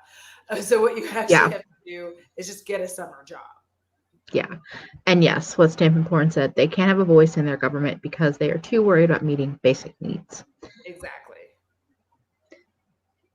Ugh. And now they're giving credit cards out left They're and right.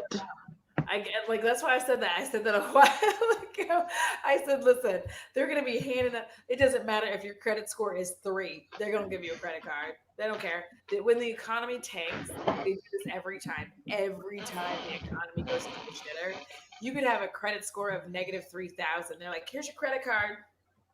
And you're like, that's weird because like 6 months ago when everything was fine, you wouldn't even fucking look at me twice. And now you're like, here's a $3,000 limit. What the fuck? Like Yes. How do you save in America? No truer words were ever spoken. See, this is why I wanted to do this. This is what you came with the live chat idea, and I was like, yes, because I feel like, I mean, and I feel like a lot of people that watch us probably feel similarly, but again, it's just about putting it out into the universe yeah.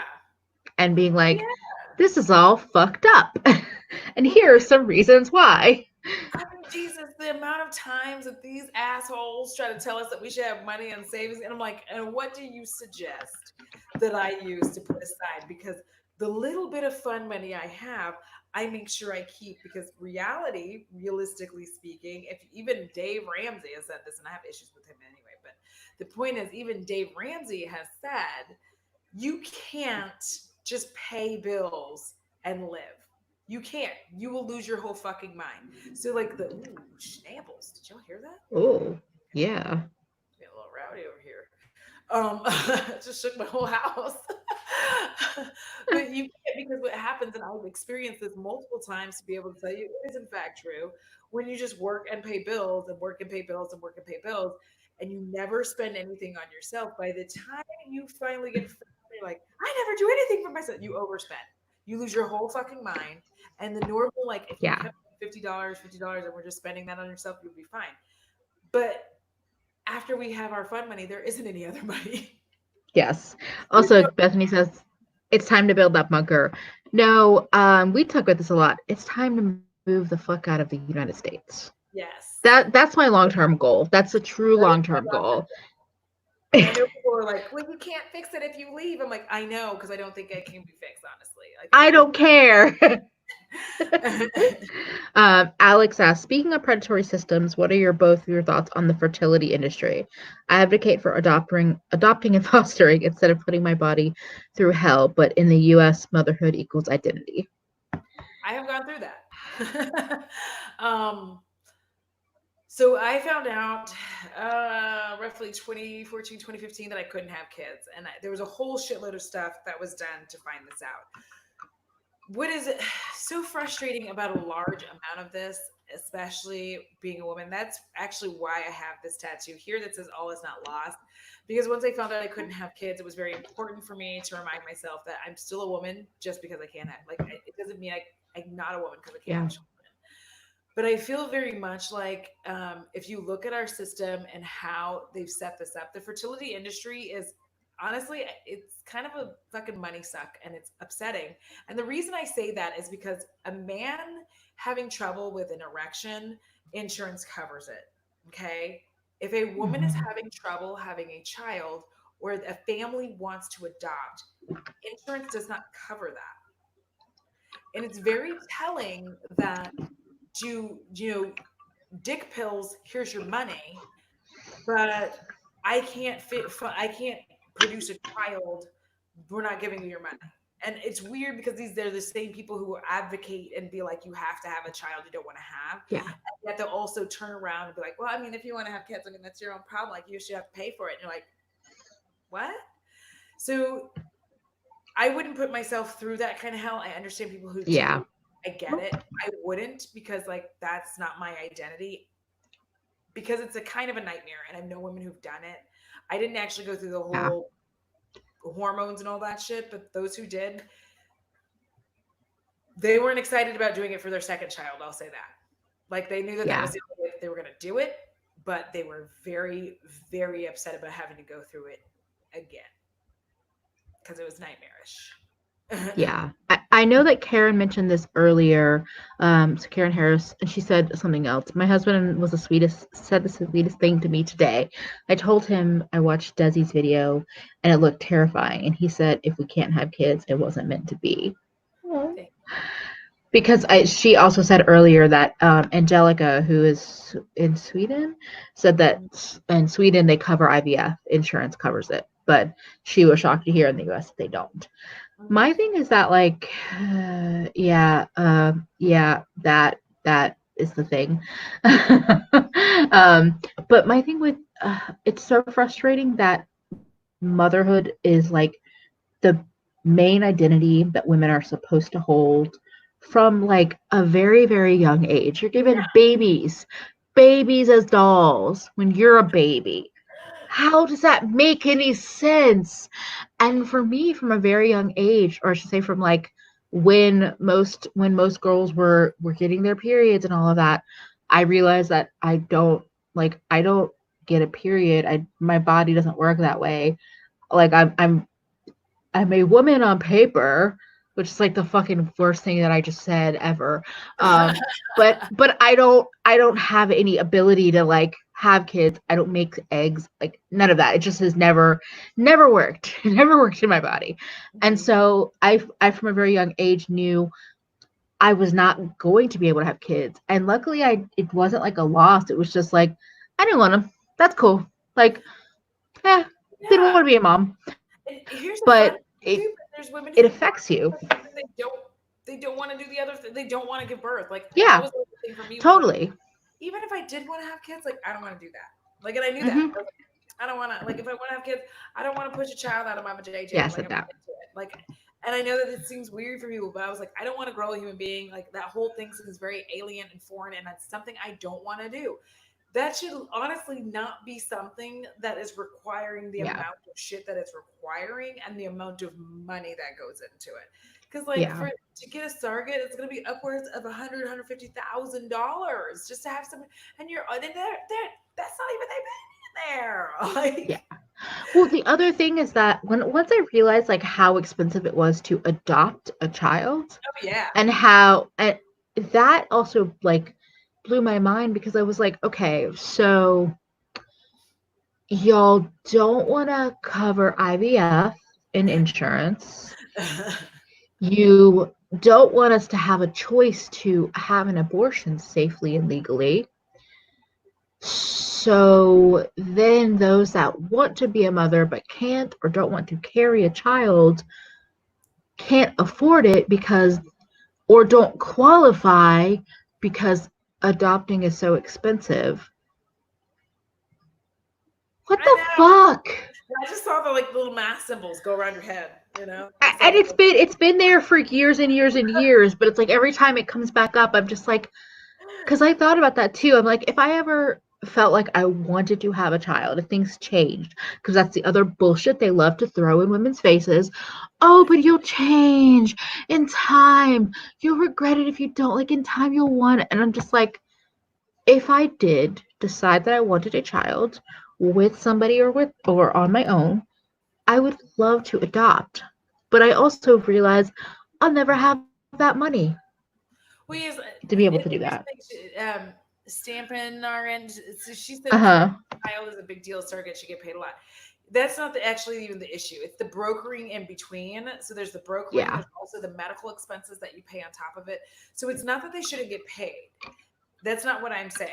What I'm saying is you're paying their medical bills, and you're also paying like a lot of times they're living in your house. It just depends, but there's a lot that you're paying for because our system won't. Do you know what I'm saying? So there's a premium on doing this that because the system doesn't pay for all of these things, they're getting paid way more than really they should be. And it's because they're trying to cover costs.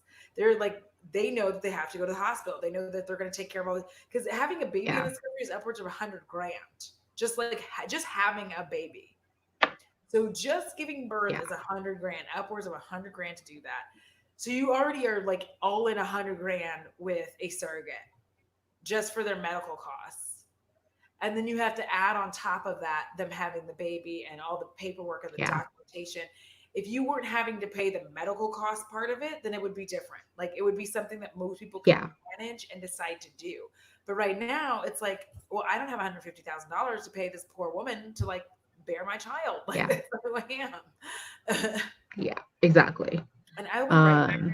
I'm gonna have to take him out right quick to tinkle. So sorry. okay. I'm It's gonna be okay.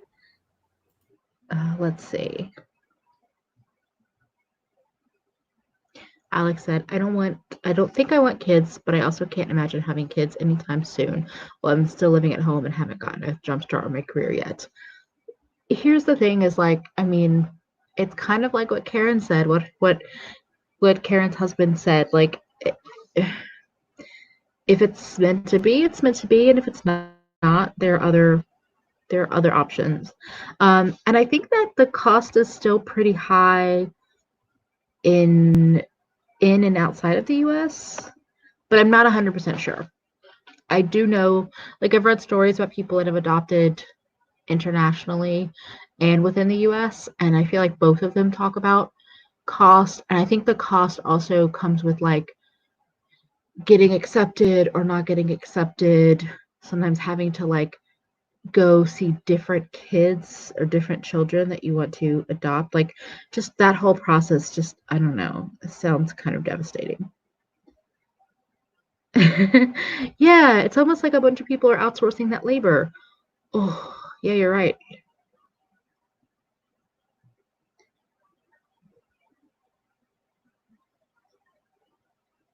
Oh, Karen, is that a new thing?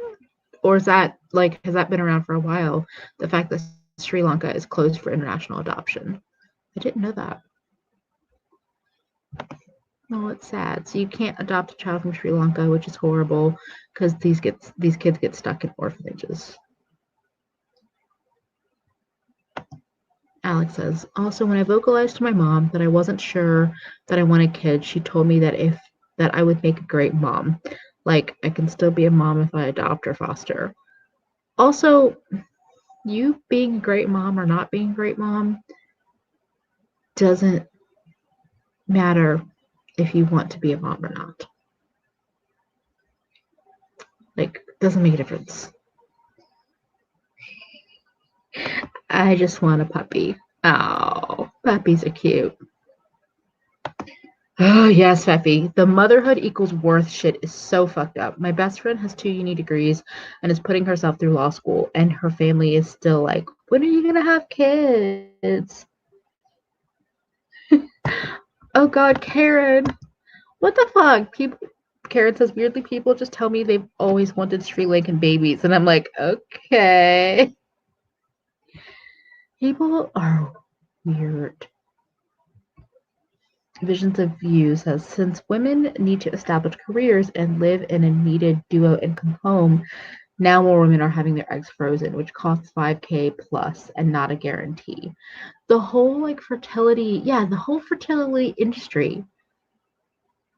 I realize there's probably a lot of science and research technology that goes into it, but because we also live in a country that has no universal health care, it all just seems like a big fucking black hole of spending money.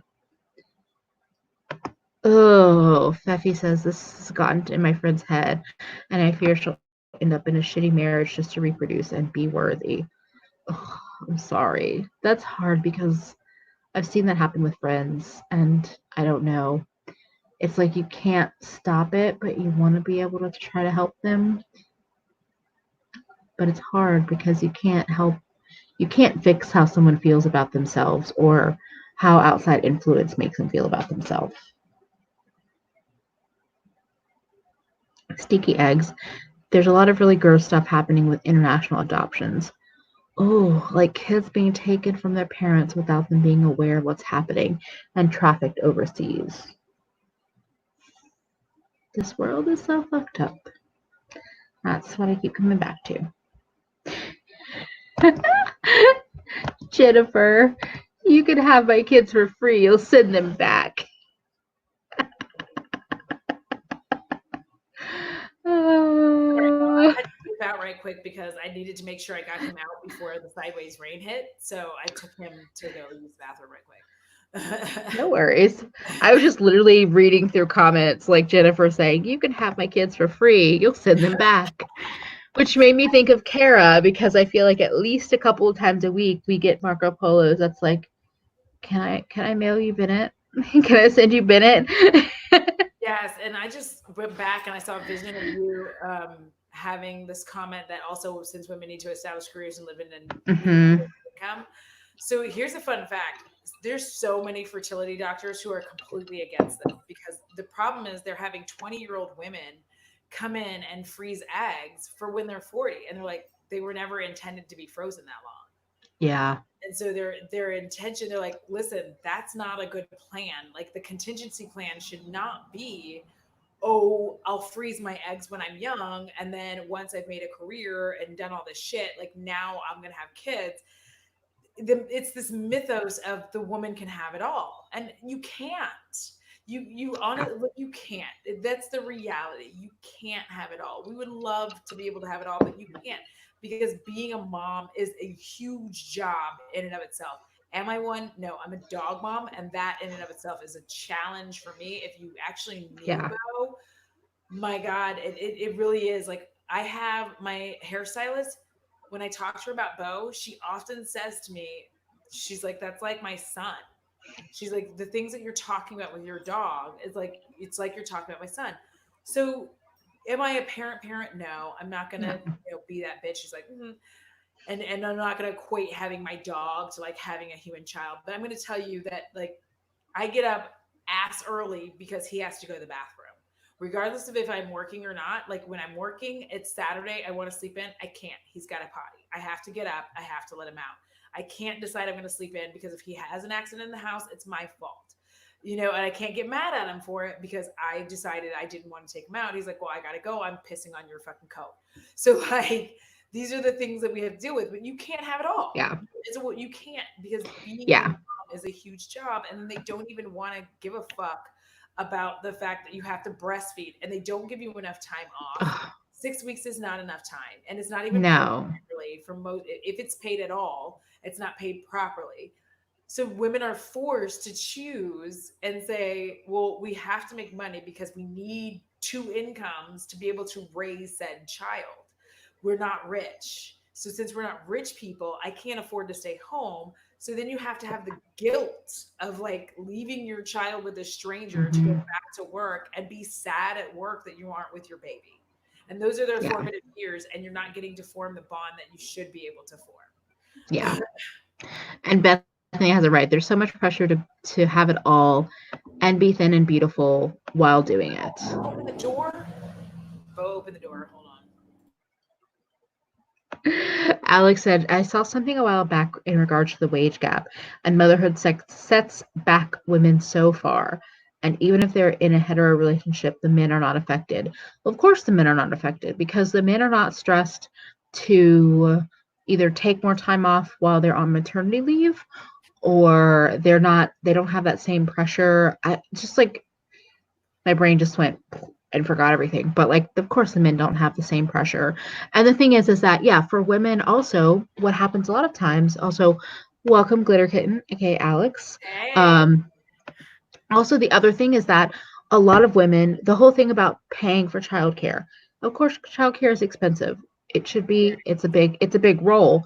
So many women end up leaving their job after trying to go back to work and have somebody take care of childcare and all of that because the cost of childcare basically nullifies the money they're making in Correct. this job. And so then they're left in these like heartstring debates of like, do I abandon this career that is important to me that I've built, I've established, because I'm not making any money off of it, and I'm also missing out on all these formative years with my child. And because motherhood is so heavily valued, I feel like that weighs extra hard on women to like make the right choice. And I think the right choice is often being told that you should be a mother first. Well, yeah, I mean, and that's what I say. If you were a mom, even if you're not a mom, watch the show Working Moms on Netflix, because one of first of all, it's gonna make you laugh. Like you're not gonna the Nice. amount of laughter you get from it is intense, but it really does hone in on what it's like to be a mother and all the stressors and pressures of being a mom, including realizing you don't want to be a mom after you've had a child. And we shame women for this, and we push them and be Yeah. like, well, you should have known that before you got pregnant. Well, who the fuck knows that?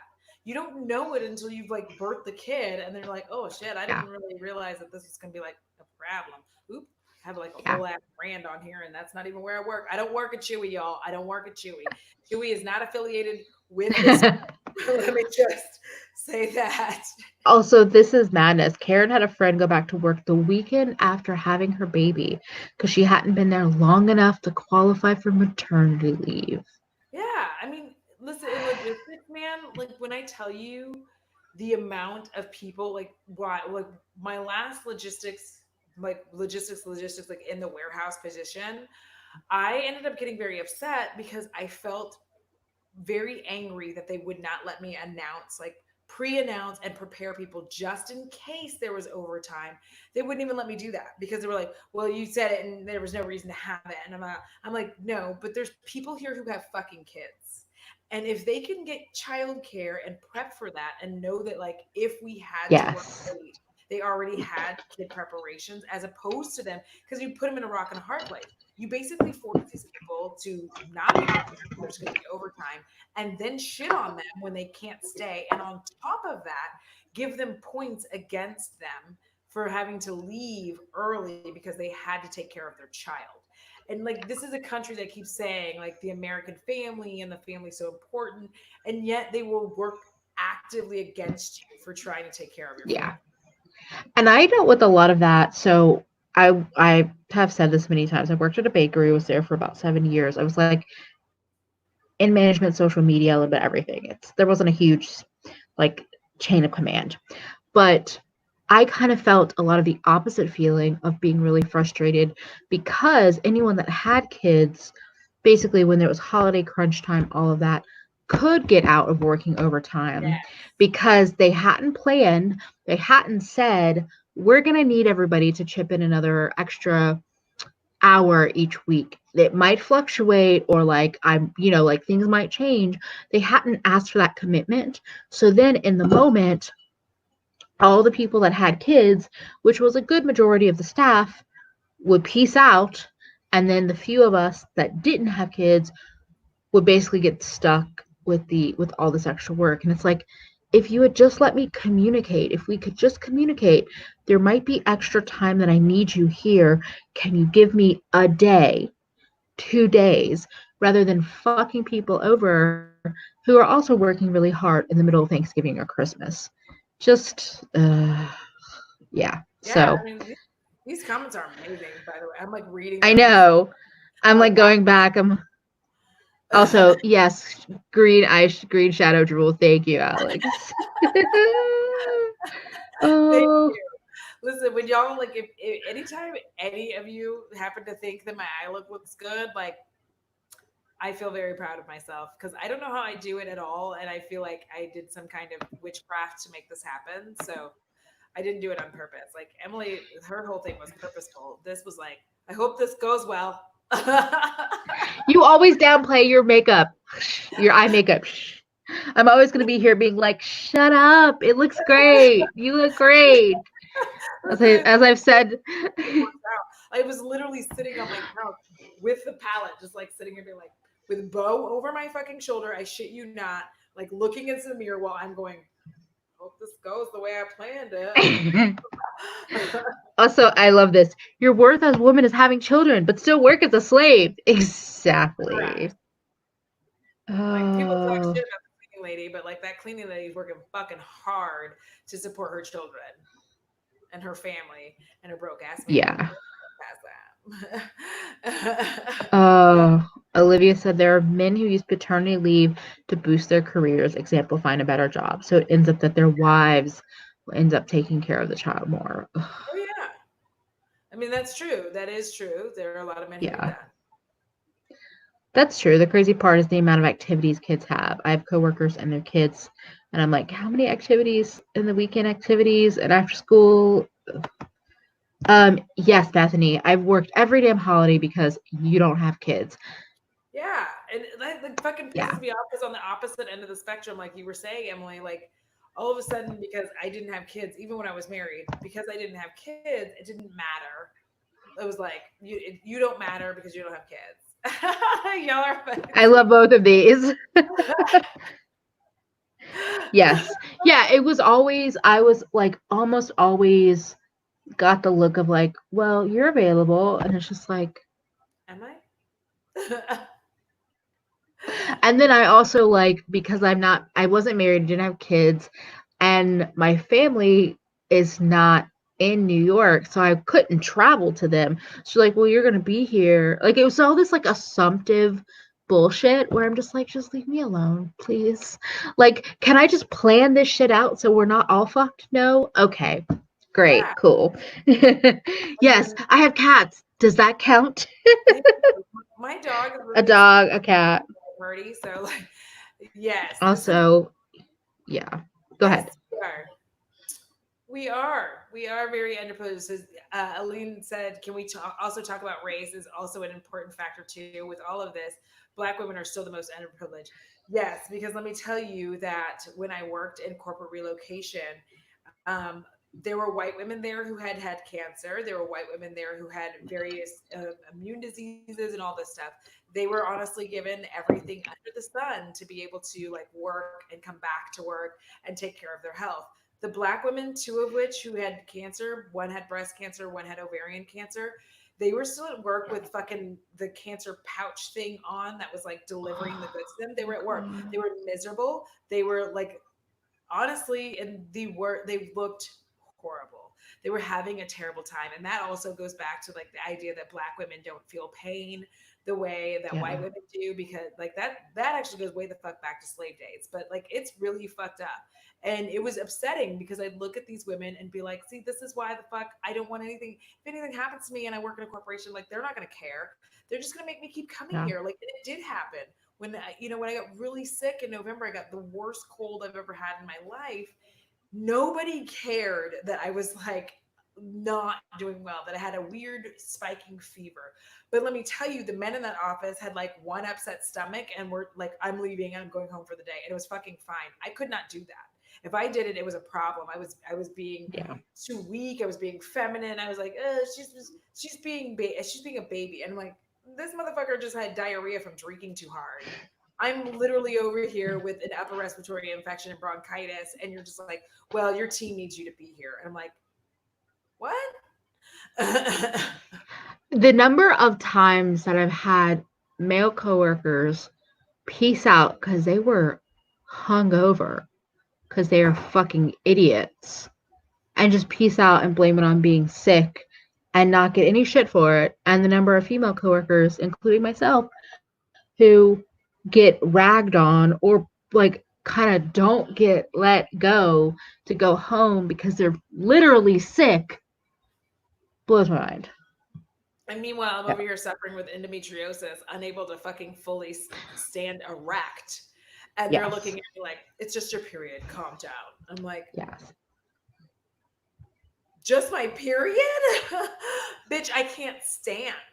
Like the pain, like I have 1 week, maybe an entire month where I don't have some form of pain or tiredness or things affiliated with my endometriosis. And I'm just like, it's why I think a lot more women are trying to work from home, because we're just tired. We're like, I don't want to deal with all this bullshit working in an office where people are like, you're PMSing. You're like, maybe. Maybe I'm PMSing. Maybe I just want to slit your throat. Yeah, that's the new tagline. Maybe it's PMS. Maybe I'm just murderous. I feel extreme when I'm like, I'm gonna slit your throat, bitch. Leave me alone. Like, yeah. Because like if I tell you guys all like my entire fucking endometriosis journey, what a pain in the dick it's been, you would just be like, what? Because I honestly looked at it because I knew other white women who were having the same issues and they were treated differently than I was. And I just had to like basically, even now I keep getting told like, well, we don't want to remove your uterus and all this stuff because you might want to have a child. I'm like, 40 years old. I don't want, well, that's no guarantee it'll get better. I'm like, well, do something, because I can't continue wandering around in massive pain when I don't have to. Granted, removing all the shit doesn't necessarily always take care of all of it, because there's a good chance a lot of mine has moved into the bowel, which is my digestive issues. But it's very frustrating because I feel like I've been saying since I was like 14 that this pain was abnormal and nobody did anything. That is ridiculous. Severe periods, endometriosis, like, wait, Buffy, oh my god, this dude would leave work because of a hangover. Meanwhile, I'd get the shits during my period, I'd stay. Yes, because period shits are a real thing. I wish people like would talk about that more. I mean, I know it sounds horrible to say, but like period shits are a real thing where you're just like you're under, because everything bloats. Like people don't realize. I don't think people understand like especially men just like don't understand the interior of the body. So like if you look at where everything's situated and like if all your uterus and all that stuff is bloated, like what is it pressing on? Nah. Well, I wish people would talk about periods and endometriosis and all of that, because it's a thing. It's like money. It's like it's all secretive. It's all like it's not ladylike to talk about, so we can just be in pain all this time. Alex says, I've had to keep myself from murdering men in my life after making stupid ass period comments. Don't you dare downplay my right to be upset by something. Exactly. Thank you. I'm like, listen, I've woken up in a crime scene like most of my life. Like, what are you talking? I will fucking kill you. Like, that's what I'm like. I wake I up. woken up in a crime scene should be like the title of your memoir. I know. Or woken up in a crime scene every day of my life. Because I Seriously, that should be. do you really think like I'm afraid of a little blood, motherfucker? Like we will end you. We wake up every day in this. We wake up, we're like, oh god, damn, oh damn, and we just go on about our lives. We're like, well, time to clean up. Like, do any of us get like when it first happened? We're like, oh my god. Now you're like, I mean, okay, well, let me just clean all this up. That's how it's gonna be when we murder y'all for talking shit about our PMS. Like, we're just gonna be like, well, time to clean the body. Like. Oh, and Olivia said women of color have to take so much shit in STEM. They do so much emotional labor and mentoring for others, and it's why so many end up leaving their STEM careers. And that's just so depressing because they've done all this work and they don't get the opportunity to move forward and be the successful person that they deserve to be because of And men. let's not even get into the white women who have doctorates who are straight up sex workers. Why? They get paid more money and they get to make their own hours, and there's not a wage gap. Yeah. Seen it. I watch a lot of interesting documentaries, y'all. Yeah. This is interesting. Oh my gosh. Faints. Yeah. I don't, I still to this day don't understand. No, I understand it because the system is fucked. But why women don't get more sick days because they have Yeah. periods. Yeah, especially if like you can come in and be Oh, like, "This is I have endometriosis. Like this is my shit." And for because for me, and be like, "Listen, I'm just gonna need most of the time it's just 2 days. I'm like, I just need 2 days, and it's not every month. It's just yeah, like every 2 to 3 months, I might need an extra couple of days. I'm like, I need them so that I can fucking feel okay and come to work and work yeah. well. Like I can't work well when the whole time I'm sitting there just like,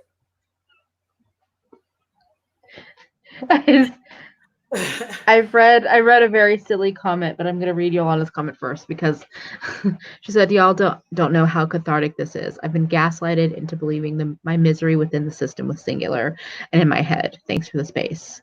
of That's all I course. want to build is like space to have these kind of conversations and be silly and talk about makeup and talk about whatever we want because the fact that we're not allowed these spaces to have these conversations is bullshit. Yeah. Not. um, Stampin' Porn said my hysterectomy was the best thing I ever did for my horrifying periods. Yeah, no, I just got And operated. this is what I was laughing at. And can we just talk And about this. how horrendous period farts are? And like how like okay, I'm gonna get way TMI here and y'all can get mad, but here's what's gonna I'm gonna tell you. Why is it that your period fart somehow scooches from your butt forward through the taco to create the most horrifying experience that you could ever have. This is the Ugh. made from hell. And you're just sitting there, and it's always in the car.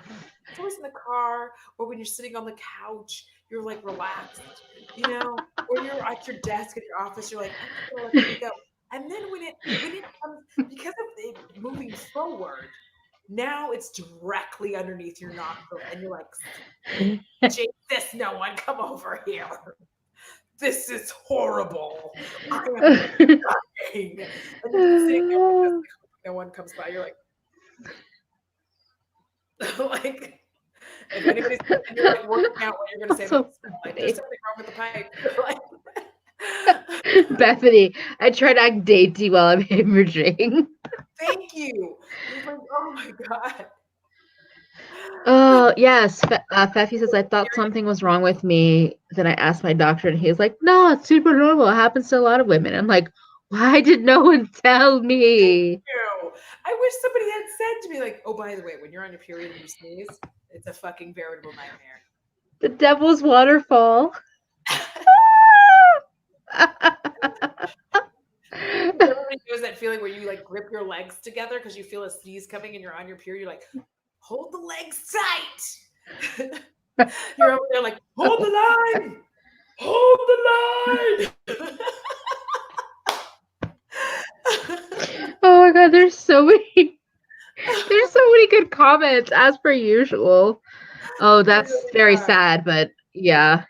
But it's fucking true. I mean, I accept pain. Yes. No, I don't. That's your comedy special. And yes, I'm very glad you're here, Yolanda. You are awesome. Yes. Like, there's so many things about periods that should be explained to young women. Like, for instance, like, Oh. you have to use a tampon if you don't want to, because the whole point of the tampon is just like, first of all, can we just can we get rid of the myth that all you have to wear is a tampon? Because that's not true.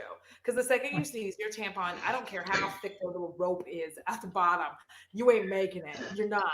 Some like nasty clot, yet that I went there, is gonna come flying the fuck out of your body, and it's gonna feel like you just pissed your whole life, and you're gonna be sad. You're gonna be like sitting in your chair, like as soon as it So happens. here's what I wish people would just talk about how our bodies are different. We're shaped different. Like a tampon is not going to work the same for everybody. Pads are not going to work the same for everybody. Liners are not going to work the same for everybody. Sometimes you have to mix and match and find the right combo. And I'm glad your confidence is growing, Bethany. Oh, Karen. And my endometriosis, the pain I had in my abdomen and all that stuff was actually made worse by tampons. Oh my god, all these period parts. Oh my Wait, God. is your face like this? Like, Alex. Fucking rinks at your desk and somebody's standing there and you're like, and if when it the problem is you can see it when it hits them because they go like this. They're like, yeah, so and you just sit there. I like that Alex is like, I only do kegels with my period. Yes. Why isn't this explained to us as young women? Life would be completely different. We're supposed to be ashamed of our bodies and they don't want us to have any like empowerment, because if we knew it, like for instance, if a lot of this shit about our periods was explained, we would know that you could get pregnant on your period. And in fact, that's one of the times that you can get pregnant the most, which is like the opposite of what everyone tells you. But how many women have told you like, yeah, that thing where you can't get pregnant on your period? Not true. And boys, and I say boys because you're usually younger when this happens, but boys will be like, oh, you can't get pregnant on your period. You're like, the egg might be dropping, because there's a weird window of ovulation. Yeah. It's estimated. Nobody knows for sure whether or not it comes at that time, after it, or a little before. There's a window, and like no one knows when exactly that egg is fucking dropping. So like, and they just don't want us to have this knowledge, because then we'll have knowledge of our bodies and we'll know that we are sexual beings and we also enjoy sex for sport, and they don't want women to do that now, do they? And this is why Alex's comment is perfect. I've taught my partner to baby me when I get my period because why? It's what I deserve. There you go.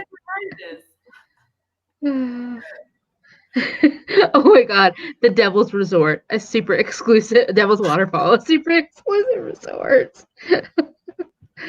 Oh, Karen.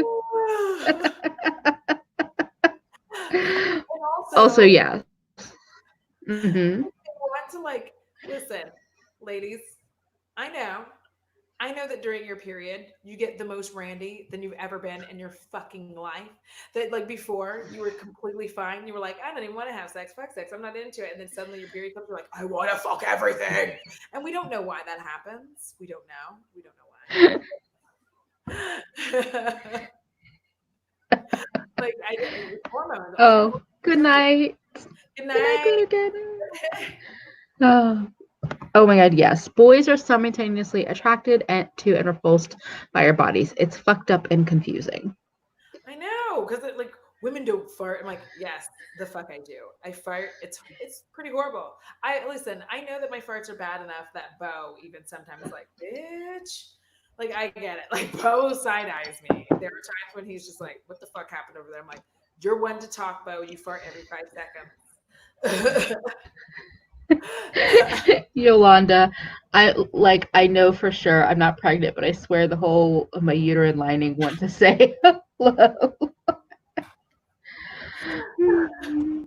Well, and like the thing is, by talking about things like this, even endometriosis, it's really important because women who do want to have children, if they knew about endometriosis and they understood it, and doctors weren't so quick to dismiss them, then they would not end up having to spend buckets of money for infertility because they would have caught it earlier and would be able to be on a treatment plan to help it. But what happens is Yeah, they going to doctors being like, I'm in a lot of pain. I'm in a lot of pain. They're like, I mean, it's your period. Fuck you. And you're like, okay, but this yeah, seems unusual because I've talked to my girlfriends. They don't feel like this. And like their back doesn't hurt. Their legs aren't getting numb. Like yeah, they don't have all these issues because those are the things that I've been saying. I've been saying it since I was young, since I first started my periods in 13. I was like, my leg gets numb. I have pain here. I have pain here. My lower back pain is astronomical. Is this like, this can't yeah, be, like, nobody around me is having a period like this. Explain. And they didn't until I was like trying to figure out what the fuck's wrong with my body when my husband was trying to have a baby that I didn't want to have. So the point was, at least I found out that I had endometriosis. yes. And Aileen says, let me tell you the privileges we'd have if men had periods too. Yes. Exactly. Periods, like, oh my God, I would have so many days off my period. They just real. I just We feel would like, just naturally have like half the work days we have now. I know, I'd be like, Bryce, I know that like you just got off your cycle, but I know on mine, and it's pretty heavy to be like, oh, say no more, go on home. I wish, I wish, I wish. Oh, good night, Karen. Thank you so much for hanging out with Hi, us. Karen. Buffy, period hormones are no fucking joke. Even my child of the Lord self knows that. Furtively wandering around, going like this, like looking and being like, it's time to fuck myself. No, sorry. Like, it's Yes, just if men had periods, we'd work 20 hours a week for sure. damn right. But also, it's time to fuck myself is one of the best lines ever. I know. This is awesome. I love when you're talking about period farting and shit. And like I love this. just before we leave, because I'm probably gonna have to make some food here shortly. But I will say, TMI, the problem with period shits is that the wiping is the problem. There's too much going on down there. There's just too much. Y'all can get mad, but I'm gonna be honest. There's just too much happening down there. You're like, all right, well, let me just use this whole roll of toilet paper to make this area dry. But wait, Aileen, I want you to tell this story. She asked, can we talk about first period stories? I got mine an hour after I met Johnny Depp. And then what's the wildest shit? Your uterus is like, well, hello. I'm gonna be a woman. Blood Moon. I like that. That's a good name for it. Peppy. No, I'm like, I find what attractive now? Maybe I do need to join a convent. Yikes. Yes, shower. That's what I would do after a period. But Yeah, yes, if you're amount of at work, I know. That like one ply, fucking, it's still got motherfucking tree bark in the toilet paper, and you just like tearing up your whole bottom half of your body. That's the thing. If men had to like have both things, we would have good toilet paper at work too. also, and it comes back to bidets. Last night we talked about bidets, and we're back to bidets. All right, I got you guys. Listen, when I have a job, unless I pop off on YouTube, but I'm telling you, I'm gonna have to get a bidet because I just want to like, yes, bitch. The sound effect. I'm sorry, Emily. No apologies needed. Yolanda's like, back to the bidet. More research. Oh no. What? Someone tell me why I had never had sex, but I assume I had a miscarriage of the next Messiah because I never learned about PCOS and what cysts look like. Oh, Oh, they don't talk about. PCOS is another thing people don't talk about enough. And I'm pretty sure I know that is what I have. That's what basically shut my whole system down, but it's different for everybody. Yeah, they only care about our bodies in regards to controlling it as to whether or not we have babies. Bidets are the answer to everything. It's like, have you had a hard day? Bidet. Oh, Diana, we were sharing stories. I'm just going to say I got my period on my wedding day. Uh, I actually scheduled my wedding around my previous wedding, around my period, so that I could go on a honeymoon in Vegas, which is mostly horrible because I got food poisoning and we didn't have any money and it was awful. oh, hey, Teresa. I'm glad I could come into chat. Did you see what Oh. Jennifer said? I also don't need that kind of shock. I'm with you. It does need to be warm water, like. It's only like a $40 difference between the non-heated and the heated one. So if you're gonna make the purchase, Then, like, fuck this. yeah. Uh-oh, bo's going to bed. What is the meaning of life? Bidet. It's like, should I break up with my boyfriend? Bidet. But the bidet is the new magic 8-ball. You go to it to ask it questions. It really is. What should I do about my job? Bidet. Like. And however it makes you feel, you have your answer. Correct. Oh, I got my first period the day of my 10th birthday, Saturday afternoon in the middle of Thai school. Hi, baby boy. Uh-oh. He's getting in his feelings. Oh my God. Yes, Emily. If we were just like, the bidet solves everything. The meaning of life, and on the back it says bidet. I'm gonna have to think about that one because I would make it just to make it, but I just have to make sure it's like something I like. Teresa, I'm living in the dark age. I've never used a bidet. It's nice. I used one. I've done the like shower squirt, where you just go like, fuck this shit, I'm getting in the shower, and you just take your, sweaty cheeks and all into the like shower that's running. Did I say sweaty cheeks? Okay, yes, you did. Oh, Aileen, I had diarrhea and I was going to Paris that day. Then had terrible cramps. I met him while we were checking in, and just let me tell you, hearing him speak French changed me. This is Aileen's story of how she met Johnny Depp on the first day she ever got her period, in case anyone missed the earlier comment. No, he started speaking French, and your body was like, time to have a period. You are woman now.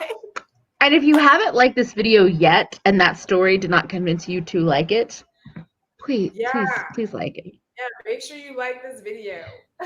Like the stream. Like the stream. If you are on the replay, you've made it. Okay, we're thinking over merch ideas. I am, so I will add bidet to the list. If a close friend told you their daughter had got their period, would you think it's weird? It's not like the kid consented to having their parents' friends know their business. Because I think it just depends on how it's going. Like sometimes people say things in an effort to get information and help. So they're like telling you, hoping that maybe you'll have advice instead of asking for advice. They're just like, oh, my daughter got her period. It's so awkward. Help me. Like, because sometimes people just aren't very good at asking for help. So sometimes just by saying it, they think that maybe you'll be like, oh yeah, I remember when I got my period and I had to do da da da da da da. Especially if it's like an older person talking to someone who's like younger and they're just trying to remember, because like, especially if you've had that shit happening for a while, like. On the other hand, if it's more of like two different parents talking about like my daughter got their period, I've had experiences where that goes of like it's more almost kind of gossipy or kind of shamey because some parents still do feel this weird shame about like when their daughter gets their period, especially if you're young. It's like, oh, you're an early bloomer, and like, I don't, because it marks all this like your body is changing and all this stuff. So I think it could be either. I think it just depends on the situation. Also, le bidet. Yes, a coven. Well, I'm I'm already in. if she's not opposed to extras. Oh yeah. Oh, Yeah, I thank the Lord. Oh my goodness. Okay. Yeah, and sometimes it's just a conversation. That's true. yeah. Ooh, this storm is brewing up. Oh, you can send out on either, or even on Instagram or Twitter if you want to send a Johnny Depp picture. I'll share it in the community tab. It's like I think I just had mine. I started Coven mine in my of pool or something. Coven of the Coven. Potato. That would be so awesome. Oh, Yeah, I think yeah. that was like I do understand that, especially in minority culture. We have a Yeah. propensity to share too much of what's Yeah. happening, and that's just something that we're working through it through generations of like realizing like maybe we shouldn't do that. Yeah. Exactly. The townspeople would fear us. Damn it, Diana. We could have the control of the whole town because they fear us. Yeah. Oh my gosh, the best ideas. Okay. Is Bo telling you it's time to be done? Is that what's happening? He's doing, yeah. He's like, okay, bitch. Like he'll sit and be comfortable for a little while, and then he just starts getting mad at me because he's a scheduled boy. He has a schedule. There's not a lot I can do. It's like a human fucking child. He has a schedule. I'm not adhering to it. He's starting to get mad at me for it. You did say around 10:30 your time. That's usually when he's like, "Okay, we're going to bed now, mom." And that's what time it is there. So, No. He started looking all fucked up, like, "Are we snuggling or what, bitch?" I'm like, "I'm sorry." So okay. So on lives are like five. We'll start making 5 topics, and we'll just kind of go from there, and we'll have a good time with it. Shit. I think I've figured out a way to do the Shane Dawson topic, and I'm just gonna throw it out there as a spoiler. I don't know when we'll do it. I think we should do 5 YouTubers we don't like. Yes. I'm like, yes. Because I will shit talk. I mean, listen. Here's the thing. I'll do whatever I want. I don't have 75,000 people watching my channel. So like, Yeah. what's it gonna hurt if I say I don't like Shane? Nothing. Is he gonna Exactly. Is he gonna come humble brag to me? Like, Oh, I love Diana's like, light that badge. Yes, do it. Okay. all right, Okay. guys. On that note, thank you everybody for hanging out with us for another amazing night. If for some reason you're not subscribed to Audra, you should go over to her channel and subscribe. If you're not subscribed to me, you should subscribe and like the stream. And we'll be back next week on Audra's channel and share it. Yeah. You know, bring people into the coven, people that you like and you love. Share it with them. Oh, yes. And Saturday with Teresa is the next live. What time is your live on Saturday? It is 7 p.m. Eastern Time, 6 p.m. Central. I am nervous, but I'm excited. You two are gonna be Because amazing. I love Teresa. I'm gonna be in the crowd cheering you To on. see her on my birthday was awesome. So I just got that birthday video, and I saw her on it, and I was like, oh my God. She said she was like gonna be late to work, and if she had to miss work, she didn't give a fuck because it's my birthday, and I just like almost lost oh, it. that's amazing. Okay. So Saturday, 7 p.m. Eastern, we will be over on Audra's channel. Oh, I won't be there. I'll be in the chat talking. She'll be live with Teresa, talking horror movies and whatever else nonsense that I know you're gonna talk about. Thank you, everybody. Have a good night. Bye. Night, y'all. Bye. Yes, and